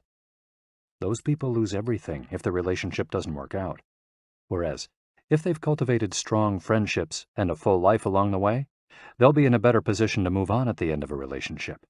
They'll be anti-fragile. Right now, you might be thinking, I don't need more than one salary, and I'm happy with the friends I've always had. Why should I add anything new? It might seem like a waste of time to add variation to our lives because extraordinary things don't ordinarily happen. We slip into a comfort zone. But the unexpected always happens, sooner or later. Step 2.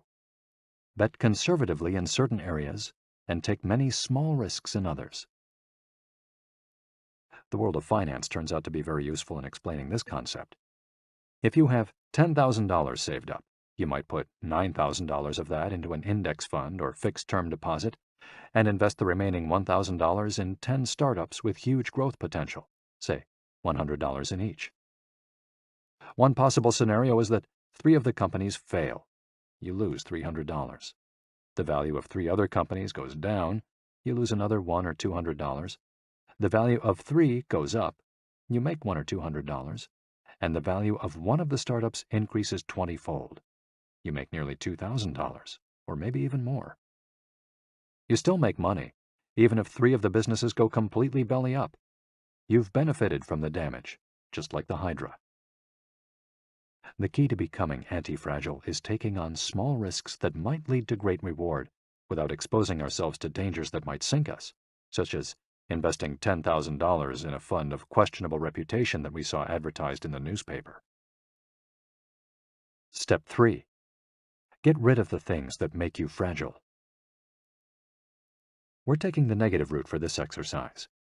Ask yourself, what makes me fragile? Certain people, things, and habits generate losses for us and make us vulnerable. Who and what are they? When we make our New Year's resolutions, we tend to emphasize adding new challenges to our lives. It's great to have this kind of objective, but setting good riddance goals can have an even bigger impact. For example, stop snacking between meals. Eat sweets only once a week. Gradually pay off all debt. Avoid spending time with toxic people. Avoid spending time doing things we don't enjoy simply because we feel obligated to do them. Spend no more than 20 minutes on Facebook each day. To build resilience into our lives, we shouldn't fear adversity because each setback is an opportunity for growth. If we adopt an anti-fragile attitude, we'll find a way to get stronger with every blow, refining our lifestyle and staying focused on our Ikigai. Taking a hit or two can be viewed as either a misfortune or an experience that we can apply to all areas of our lives as we continually make corrections and set new and better goals. As Taleb writes in Anti-Fragile, we need randomness, mess, adventures, uncertainty, self-discovery, hear traumatic episodes, all these things that make life worth living. We encourage those interested in the concept of anti-fragility to read Nassim Nicholas Taleb's Anti-Fragile. Life is pure imperfection, as the philosophy of wabi-sabi teaches us, and the passage of time shows us that everything is fleeting. But if you have a clear sense of your Ikigai, each moment will hold so many possibilities that it will seem almost like an eternity.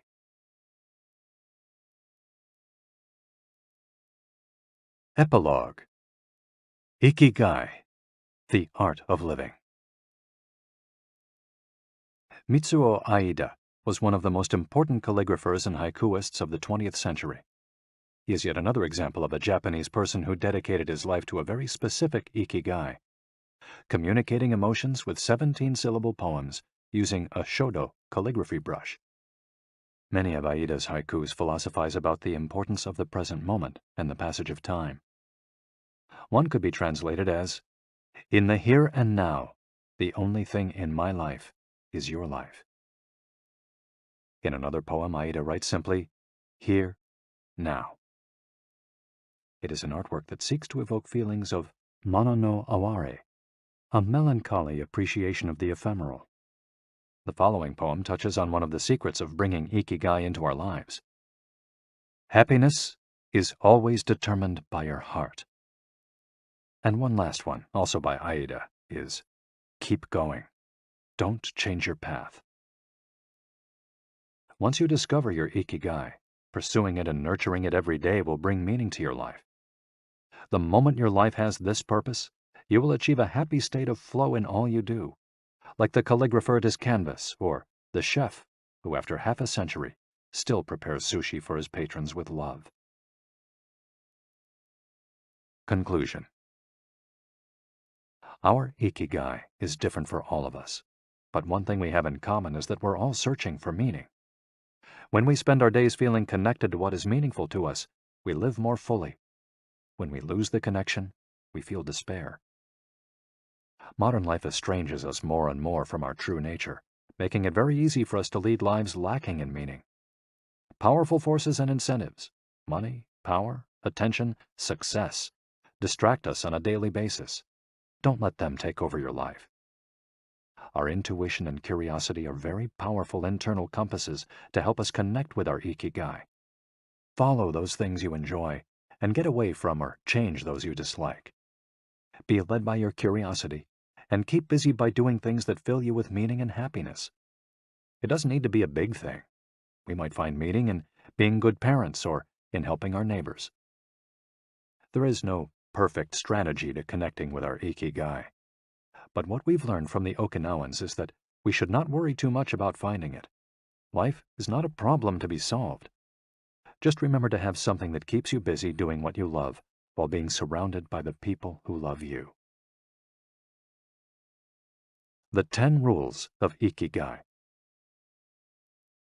We'll conclude this journey with 10 rules we've distilled from the wisdom of the long-lived residents of Ogimi. 1. Stay active. Don't retire. Those who give up the things they love doing and do well lose their purpose in life.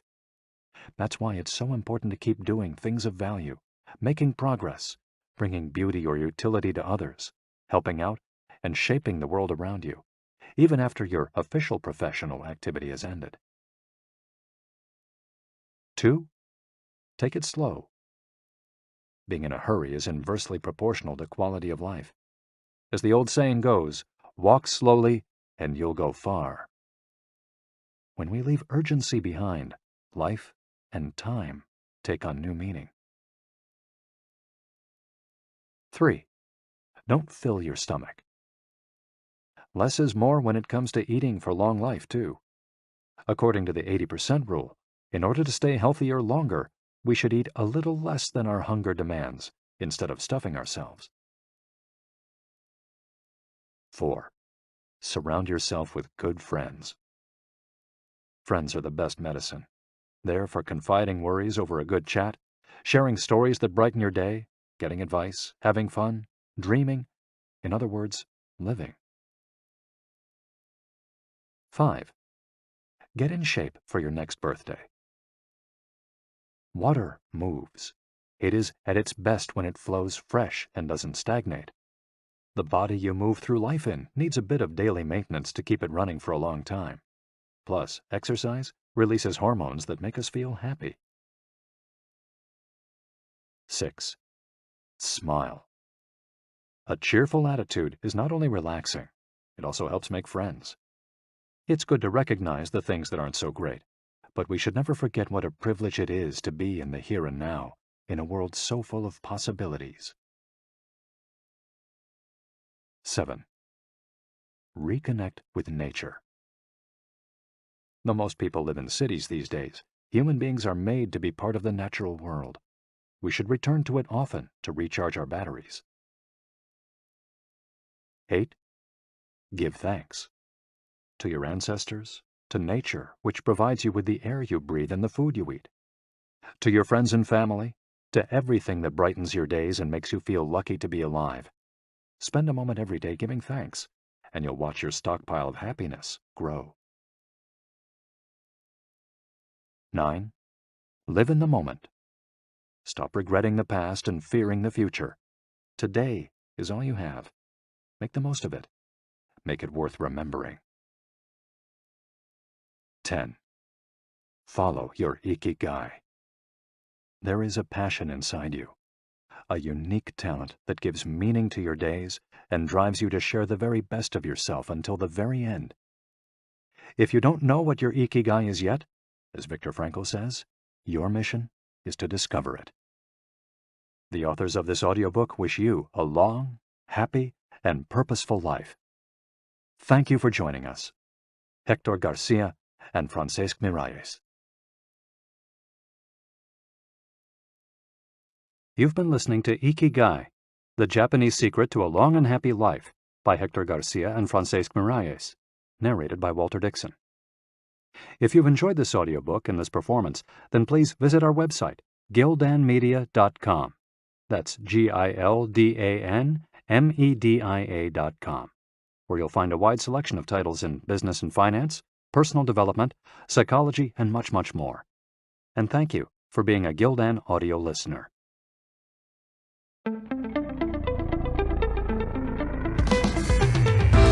This has been a Gildan audio production.